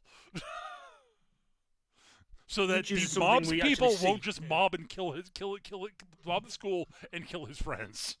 Yes. Justifiably angry Japanese people. Honestly. Totally. We even see that with there's another side plot that we won't really get into. We don't really need to, but the mobs are literally going through the streets and just doing what mobs do to the Britannian people. Yep. Yeah. But yeah, so Nunnally's abducted, and Zero basically is like, okay, I know where I have to go now. But first, Cordelia's here. I've beaten Cordelia, and she's badly injured and dying. So I'm going to find out what she knows. And, Cordelia's like, oh, it's you. I should have known it was you. Why the fuck did I not know it was you? No, he fucks off to chase Nunnally. He doesn't find out about Nunnally till after he's interrogated her, right? Interrogated Cordelia. Right. And she's like, of course it's you. Who else would it have been? I should have known. If I'd known you were alive, I'd have known it was you. You're the only person smart enough to do this. Gee. The other thing is, you could tell Cordelia is actually upset that they're not on the same, that they can't be on the same side. She understands why they're not. No, she fully acknowledges, no, your mom's dead. My hero's dead. Oh, circumstances different. I'd probably be on your side. Yeah, you blame the family for. Yeah, I get that. Yeah, I see what you're saying. Okay. Yeah. Like you can sort of almost get the impression that like had it been possible for him to have approached her like years ago, he probably could have roped her in on his side. Yep. Because she admired his mom that goddamn much. And she actually did like him and Nunnally. Yes. Well, everyone likes like Nunnally. No one dislikes everybody likes Nunnally. Nunnally. Nobody dislikes Nunnally. I think that, Schneisel probably, like, has some appreciation for Nunnally as a person. I'm not convinced he likes anybody other than himself. Okay, fair enough. Even Clovis likes Nunnally. Nunnally. Everyone who meets Nunnally loves her because she's an adorable cinnamon roll. She's best description, giant cinnamon roll. She is the sweetest, most adorable thing ever. It's just, aw. But at any rate, yeah. So he interrogates her. She's like, "Yeah, I have no fucking clue who killed your mom." She says because she was investigating it. She's like, "I want to know too." Something, but yeah, she was like, and Lelouch is like, "But you were in charge of her house guard at the time." Yep, and you ordered them to stand down that day. Yep. Why? Oh, your mom said to. Yep. What? Why? I don't know. I was 12. I was taking orders. Fuck. Okay, well. So at that point, this is when he finds out about Nunnally, and he's like, "Well, I gotta go." Yep. So you got something on your face, Cordelia? Yeah, that's the blood from where you shot me. Oh yeah. You might want to get that. Well, he didn't shoot her. He had mind controlled a different royal guard to stab her. Yes. And then he blew the royal guard To up. be fair, the fight between Lelouch's super mega awesome frame that he steals, Yeah, and Cordelia and her basic nightmare frame goes about. You ever watch the original Gundam and the first time Char shows up and just kicks the Gundam's ass and the crappy little Zaku's got? It's that. It's exactly that. She completely schools Lelouch in C2. Because the Gawain is not set up for fighting at close quarters in any way, shape, or form. And that's where she shines. Yeah. The Gawain is a long-range bombardment destruction machine. But in close quarters, it's not really set up for that. It's kind of sluggish. It is big, powerful, and can fly. Which should make it basically immune to her. But he had to be on the ground he had to be close to the ground for reasons. There are actually good reasons. They were. It was actually a well set up trap by her. She looked at the Gawain, figured out its weaknesses, and lured the situation where she had a shot at it.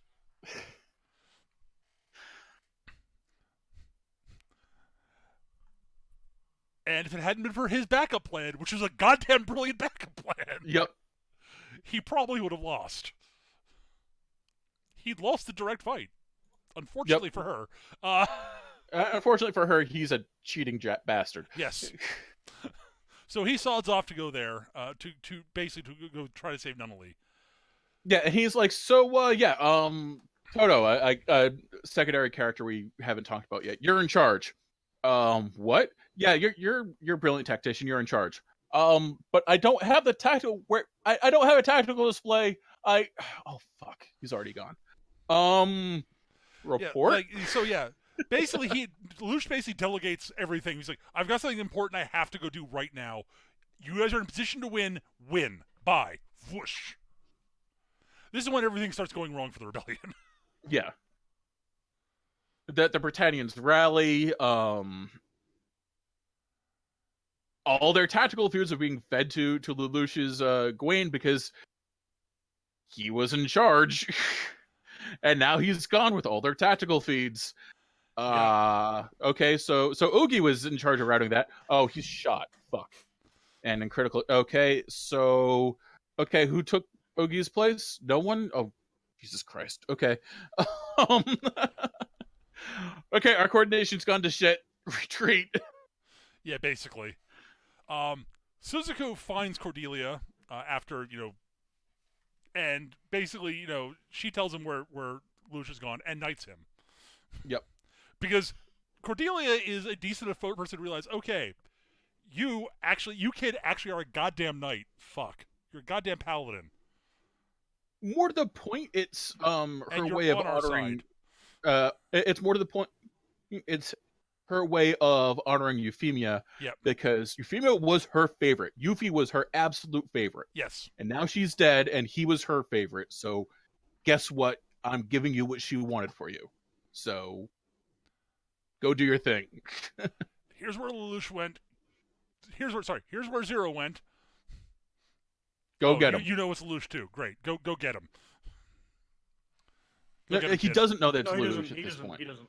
Oh, no, he doesn't know yet. That's right. He suspects, but he doesn't know. Yeah. So, yeah, they actually end up confronting each other on the island. With Callan chasing after them. Yep. Under direct orders from Toto, because he's like, Zero just fucked off. I don't know what's going on. Get yourself an air transport and follow him. He went in that direction. And Callan's like, oh, he went that way? I'm following him because it's goddamn Zero. I'm following him. Because it's Zero and... It's actually kind of a cool little moment, because it's like, she's like, well, which direction he goes? Which direction did he go? And Toto's like, you'll see it in a moment. Look up. And she's looking up for a bit, and then she sees Suzaku in the Lancelot. The Lancelot go flying by, and she's like, oh, okay, I'll follow him. So yeah, big confrontation, sort of a quasi three-way confrontation with Zero, Suzaku, and Callan.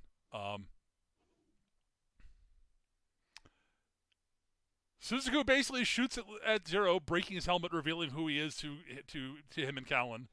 Callan's like, "Oh fuck, it's Lelouch." The fuck? I had no idea. Holy shit! I am completely caught off guard. Suzaku's like, "Yeah, I should have known." I suspected, but I kept wanting to not believe it could be you.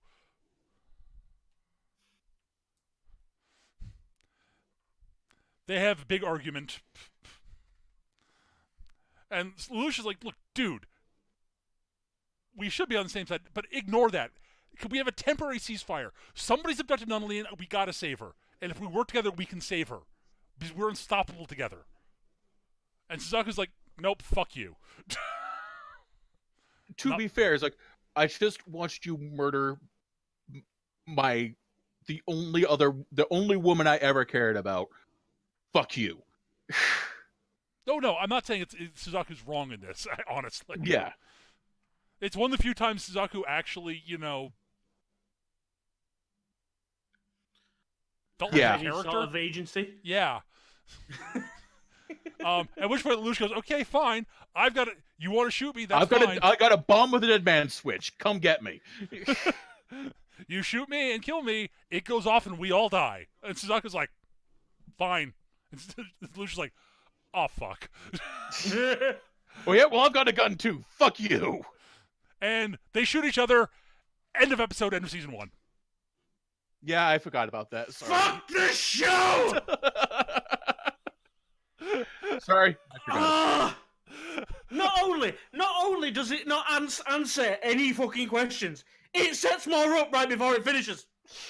Yep. We haven't even mentioned the fucking nuke. Nope. Oh, right. Nita's little nuke on the school grounds. Halfway through the season, firefight there. Halfway through the season, there's a little party for the students, and it turns out this is where we find out that the student council president. No. The what's his name? The Earl. Yes. Lloyd. Lloyd. This is where we find out Lloyd is actual nobility. He's officially an Earl. And he gets invited to this party because the head of the student council is also nobility, and they've been hitched as a arranged political marriage. They've arranged a marriage. Yep. Yeah. And while he's there, bored of the party, wandering around, he wanders in on one of the students, little mousy, glasses, the typical brainy girl, and she's there working on this formula on screen. And he walks past, looks at it, goes, "Ooh, that's actually interesting." And she explains the premise to him, and she's talking about weaponizing uranium. Yes. Which apparently there's not much of it in this version of the world. No, they're using Sakuradite instead. Yeah, they're using Sakuradite instead. Yeah. Which and she's like, she postulates a possible way you could make an atomic bomb with uranium 235, but there's not enough U-235 in the world to actually do this. So it's just theoretical. Yeah. Now, at the same time, this particular student, she doesn't actually say that. She says that it's only like this percentage of the uranium in the world, which is the actual percentage that we have in our world. Also, most of the uranium 235 used in nuclear fission is artificially enriched. You're right. That's right. You're right. Yeah, that's right. But yeah, Sayoko, I think her name is. She also has a bit of a thing for Yuffie. Nina Einstein. Nina. Oh, is it Nina? Yeah. Oh, sorry, of course it is. Yeah, she's Britannian. She's got to have an English name. Einstein, yeah, of course. Nina, yeah. So Nina Einstein, yeah. So basically, she's also got a thing for Yuffie. Just a little bit. Oh, just a wee bit. She's a bit obsessive. Yeah, there's a couple of uncomfortable scenes with her where she like. Yeah. There's when we catch her humping a table. Well, looking at a picture of Euphemia, yeah. Yeah. Yeah. But yeah, so it turns out that to be fair, it's actually pretty well. It's a pretty well done scene. Oh no, it's actually not at all like, not at all cheesecake or fan servicey. No, it's good at detailing that sort of level of obsession, and yeah, she's absolutely obsessed. So when Yuffie dies, she kind of goes off the rails a little bit. She actually makes the nuclear bomb, the atomic bomb, infusing with Sakuradite, so she can blow up Zero with it. Yeah, and just as Zero leaves and buggers off, and you know the other cast are all around the student house. She comes up out of the hangar with an old mech that she's managed to adapt with a bomb planted, a nuclear bomb strapped to the front of it. The best part is it's this fight between Black Knight Command and Lloyd in a flying battleship.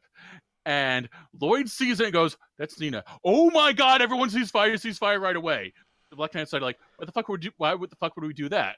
And the scientist chick for them, Rakshasha, she's Indian and awesome. Lloyd says, if the Earl of Pudding is freaked out about that, no. Stop. Everybody sees fire. I don't know what it is, but she can hear how freaked out he is, and he's not a guy to get freaked out. Lloyd doesn't freak out about anything. Yeah. So if he's freaked out, this is bad news. No stray bullets. And that's the last scene we get with that particular situation. Yep.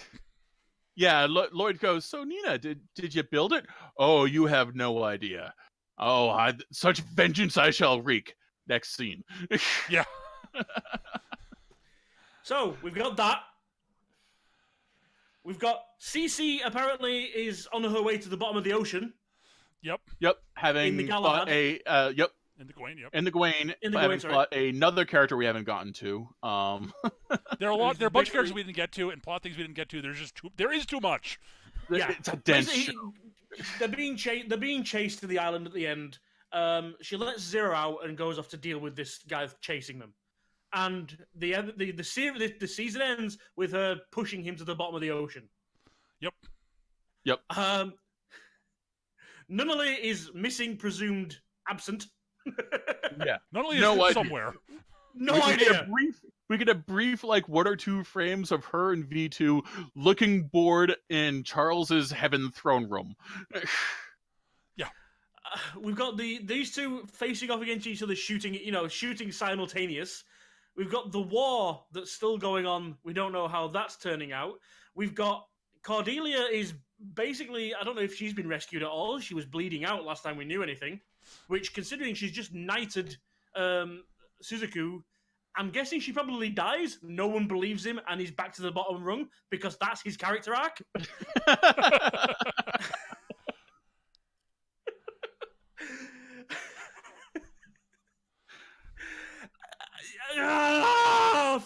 Fucking sequel bait.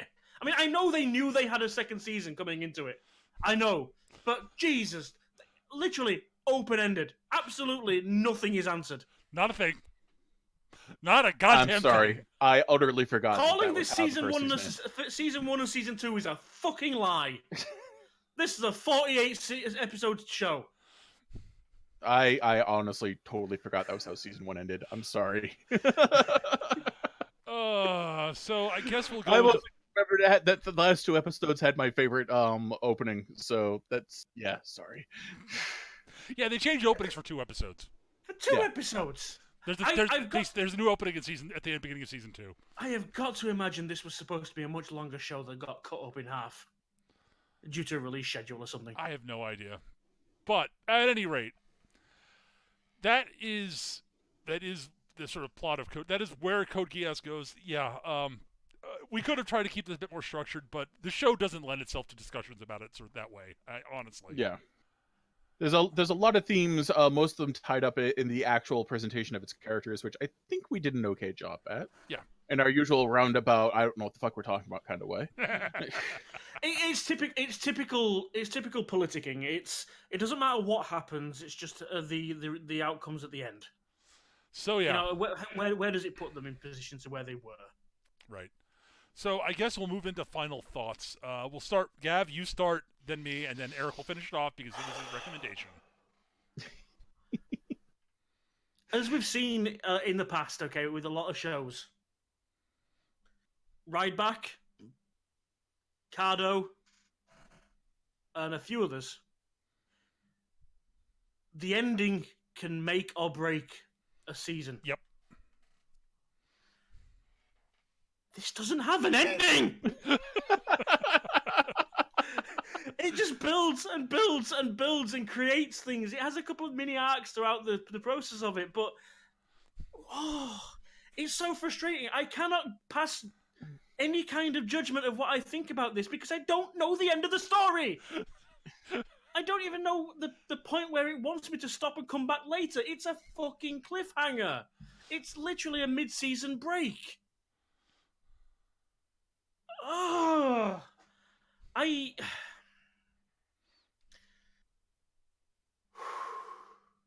look. Okay. The usual fare. Okay, these are. It is an interesting show.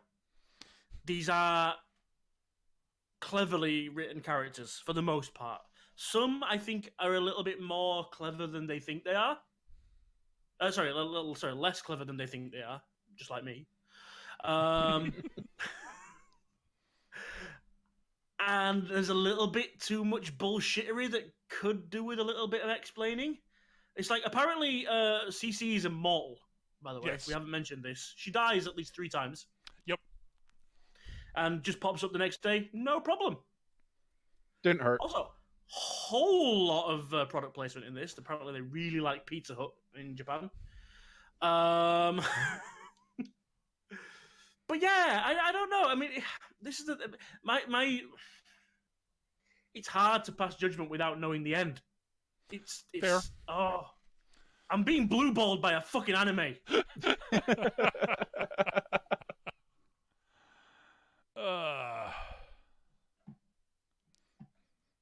So the take I'm guessing I'm taking, you're sort of have to withhold judgment until at some point you get to catch a second half.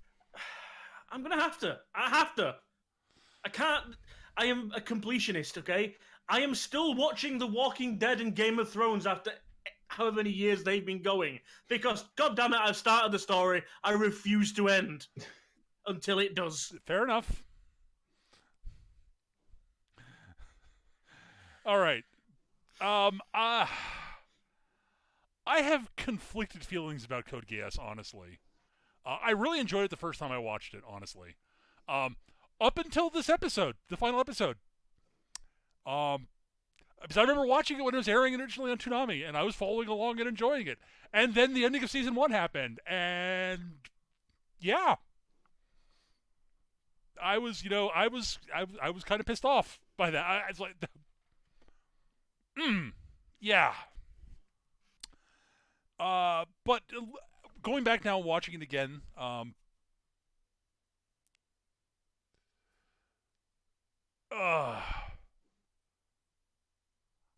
of two minds about, like, so I didn't I did not enjoy this as much this watch through as I did the first time I watched it. I think the things that I've sort of hinted at as we were going along, things I mentioned as sort of minor that were minor niggles the first time, stood out more to me this time than they did before for some reason. Like God, I'm sick of Suzuku. I find him completely until that final confrontation with Zero. I found him at best boring, unless he was directly in a scene with Lelouch. And most of the time, oh God, and his self-righteousness just annoyed the fuck out of me. And there's something weird about the sort of the combination of genres they've gone for in this, which somehow do click together mostly, and they click together impressively well, all things considered. They managed to combine, this mecha show with high school drama, with, political intrigue, with paranormal bullshit, and part of me feels like they layered one genre too many in there, but I don't know what I would pull out to fix it. Because of the way they integrated it. They integrated each of them with each other so well, for the most part, that I don't know how to pull it apart without breaking everything. And breaking the stuff I do like. So, I think it's a case of, I enjoyed it. I still enjoyed it, don't get me wrong. I do not think this is bad. I just don't like it as much as I did the first time. I don't think it stands up to rewatching as well as I was hoping it would, is the long and short of it. That said, is it worth watching? If you can put up with one of the biggest hardcore cliffhangers I've seen in anime in quite some time, maybe. My full opinion on that is a little bit based on knowing what happens in season 2, and in order to give my full opinion on it, I can't do that without spoiling season 2, and I don't want to do that. So I think overall, it's worth giving it a shot, and if you enjoy it, it might be worth diving into season 2 afterwards. But yeah, it's solid. It's good. The art style for the character designs is very stylistic. They were all done by Clamp. If you've ever seen anything drawn by Clamp, it's a style that you will recognize immediately when it shows up. Hips and knees are optional. Well, no, hips are optional for men. Knees are optional for all. Yeah, pretty much. But elbows must always be capable of stabbing you in the heart. Yes, and obviously all legs end in bell bottoms. But it's not a bad art style. It's just very distinctive and very stylized. And there are a bunch of the side characters I really like. Like, I adore Lloyd is a fantastic character. Dieter is a fantastic character.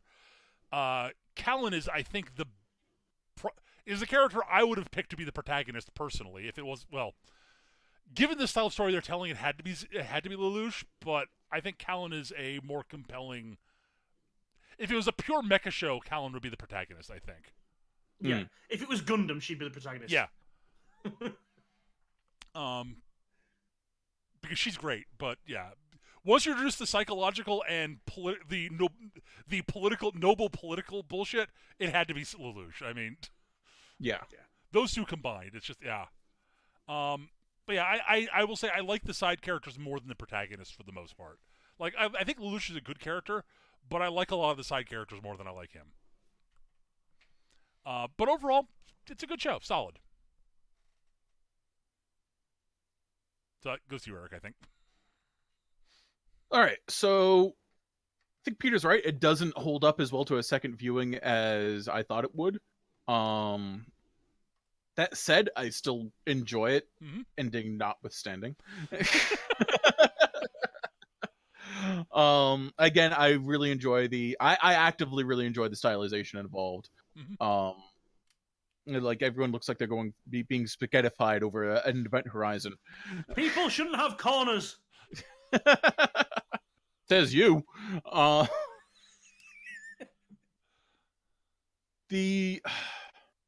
Peter's right. Like, if everything's well integrated enough that you can't really pull on a thread without everything coming apart.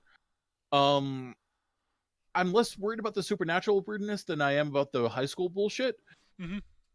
But it's something I'm willing to put up with simply because some of the characters in the high school bullshit are interesting and entertaining. Shirley, for example. Mm-hmm. That is one thing I would just like to add. I mean, each character, they're not a lot of them aren't just afterthoughts. They all have a Yes. background and a premise of their own. Everyone is telling their own. Everyone is the hero of their own story in this show. Yeah. It's not just a case of they are there to circle around Lelouch and how he responds to them. So no, they all have their own plans and things going on. I would agree. The vast majority of the characters are actually developed characters. Yes. Like everyone is actually well written and developed and everything. Even Suzaku, he's just the least well one of them. Yeah, sure. He would be a perfectly awesome character in any other show. I'm not sure about that, but sure. Okay, maybe not some of the better ones we've covered. But he's a perfectly adequate protagonist. He'd be a perfectly adequate protagonist in most mecha series. Yes. Yeah. Now get in the robot, Shinji. Oh God, he's not fair, Gav. Not fair.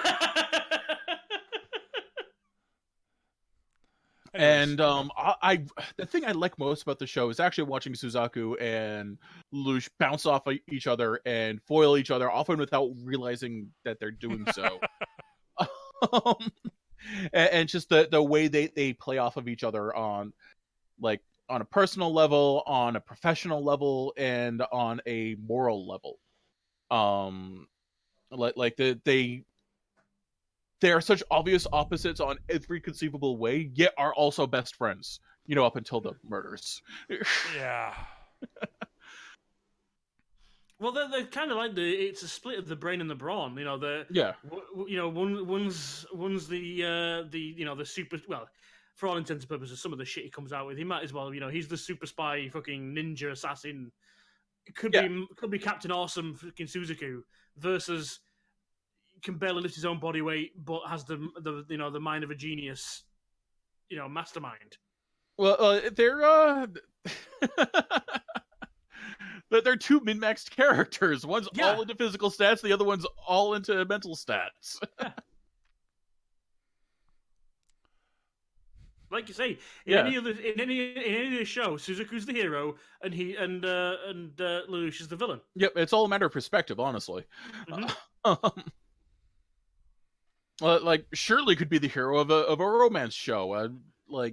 Yeah, sure, absolutely. No, Shirley's a good character, and I will say flatly, like, you could take Gav's right. You could take Lelouch and Suzaku and drop them into a show with a different moral compass for the sides that they're involved with, and Lelouch would immediately become the villain, and Suzaku would immediately become the hero. Absolutely, and that's what I like about the show. Like, it's all totally. It's all a matter of perspective. Well, it's not just that. And the show does a great job. Suzaku is on the side of the villains is the problem. Yes. Like, there is no arguing that Britannia is evil. Britannia Very is stupendously, cartoonishly evil. Yes. Suzaku is working for the great evil of the world. This is the overriding thing, though, that comes along with it, is Lelouch, and I said it a few times when we were watching it, Lelouch is literally using their own tactics against them. Oh, God, yeah. Oh, yeah. The biggest threat to Britannia is Britannia at this point. And the ironic thing is, the whole thing about Lelouch, even back before he was declared dead and went into hiding and all the rest of it, he denounced his title and spat in his father's face and all this kind of stuff and walked away. But if you think about it, what we said earlier, Charles's whole premise on life is the strong survive. You take what you've got and you win at all costs. Lelouch is doing exactly what the Emperor wants. He would be so fucking proud. Lelouch is totally Chuck's son. He's absolutely Charles's son. It's like Charles is not going to care about your morals or your goals or your victory, but what you are doing and why you do. The why is not important, but what you're doing is exactly what he wants. Yep. He is absolutely Charles's son in Yeah. every way, and I can't think of a worse insult to tell to his face. Yes. Oh god, that would piss him off to no fucking end. He is the Especially epitome. considering he would immediately recognize it as true. Yep. He is too smart not to realize that. Yep.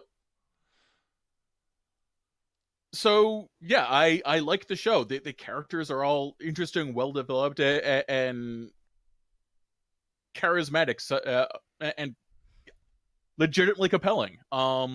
I really like the stylization. It's well animated for the time. No bullshit fucking CG compositing from this era of. And this was during an era when that terrible CG compositing was a thing. Yeah. None of that here. It would have been very easy to do that with the mechs. The nightmares look really cool for the most part. The nightmares are all, especially the Gurren Mark II. Yes, Colin's personal mech is just sexy as all sexifying. It's great. Yeah, I like the show. I'd recommend it. Your mileage may vary. Especially if you're not prepared to get into season 2 immediately. Yeah. But then you have to watch season 2. That's another story. Yeah, that's another story. So that's going to do it for Code Geass Season 1. Thank you all for watching. Hope you guys enjoyed the episode. So, Gav, you're the one who chooses next. What is your series choice? You know, I was going to pick something fun. I was going to pick something that we could all enjoy. Just something, a blow-off, a change of pace, something, I don't know, magic, sorcery, some bullshit. Fuck Digimon. I don't know. You know what? Fuck this show. We're doing Season 2! Because I will not be held hostage by a fucking anime. Mm-hmm. All right. So, bucking a little bit of tradition, we're going to go for the next episode. We're going to Season 2 of Code Geass, Lelouche of the Rebellion. R2 it's episode coming up. 50. We're doing something special. Fuck it. Holy shit, it is episode 50. It is episode 50. So, yeah, next episode, I guess, will be episode 50, part 2. Episode 50B. So we're gonna be plowing forward with more Lelouche of the Rebellion. So Gav will get to experience what is the wonder of the beginning of season 2. That's all I'm gonna say. I will not be denied. I deserve this. Yes, you do, Eric. I'm not sure why I do, but this is not my fault. That's going to do it this episode, guys. Thank you guys so much for listening. We hope you enjoyed the show. If you did enjoy it, feel free to if you're listening to us on YouTube, please throw us a like and maybe subscribe to the channel. Give us some feedback. If you've got suggestions for shows for us to do going forward. I know Gav is always looking for new stuff, and I'm beginning to get tapped out on the stuff I wanted to cover with the show. Yeah, looking back, there's a reason why I didn't choose to do this earlier. I just forgot what it was. We are compiling a list. We've got everything that's been suggested so far is being tallied and put to one side, and we refer back to it. In fact, I believe I've done a couple of them already that were on there. By all means, though, yeah. And we were told Gav was totally going to do one off the list until this weekend. Until I did this. I'm sorry. I had a couple picked out, and it's like no, fuck you. No. So yep. Anyways, that's going to do it for this week, though, guys. Thank you so much for watching. We'll be back once we finish up season 2. Take care, everybody. Bye. Bye.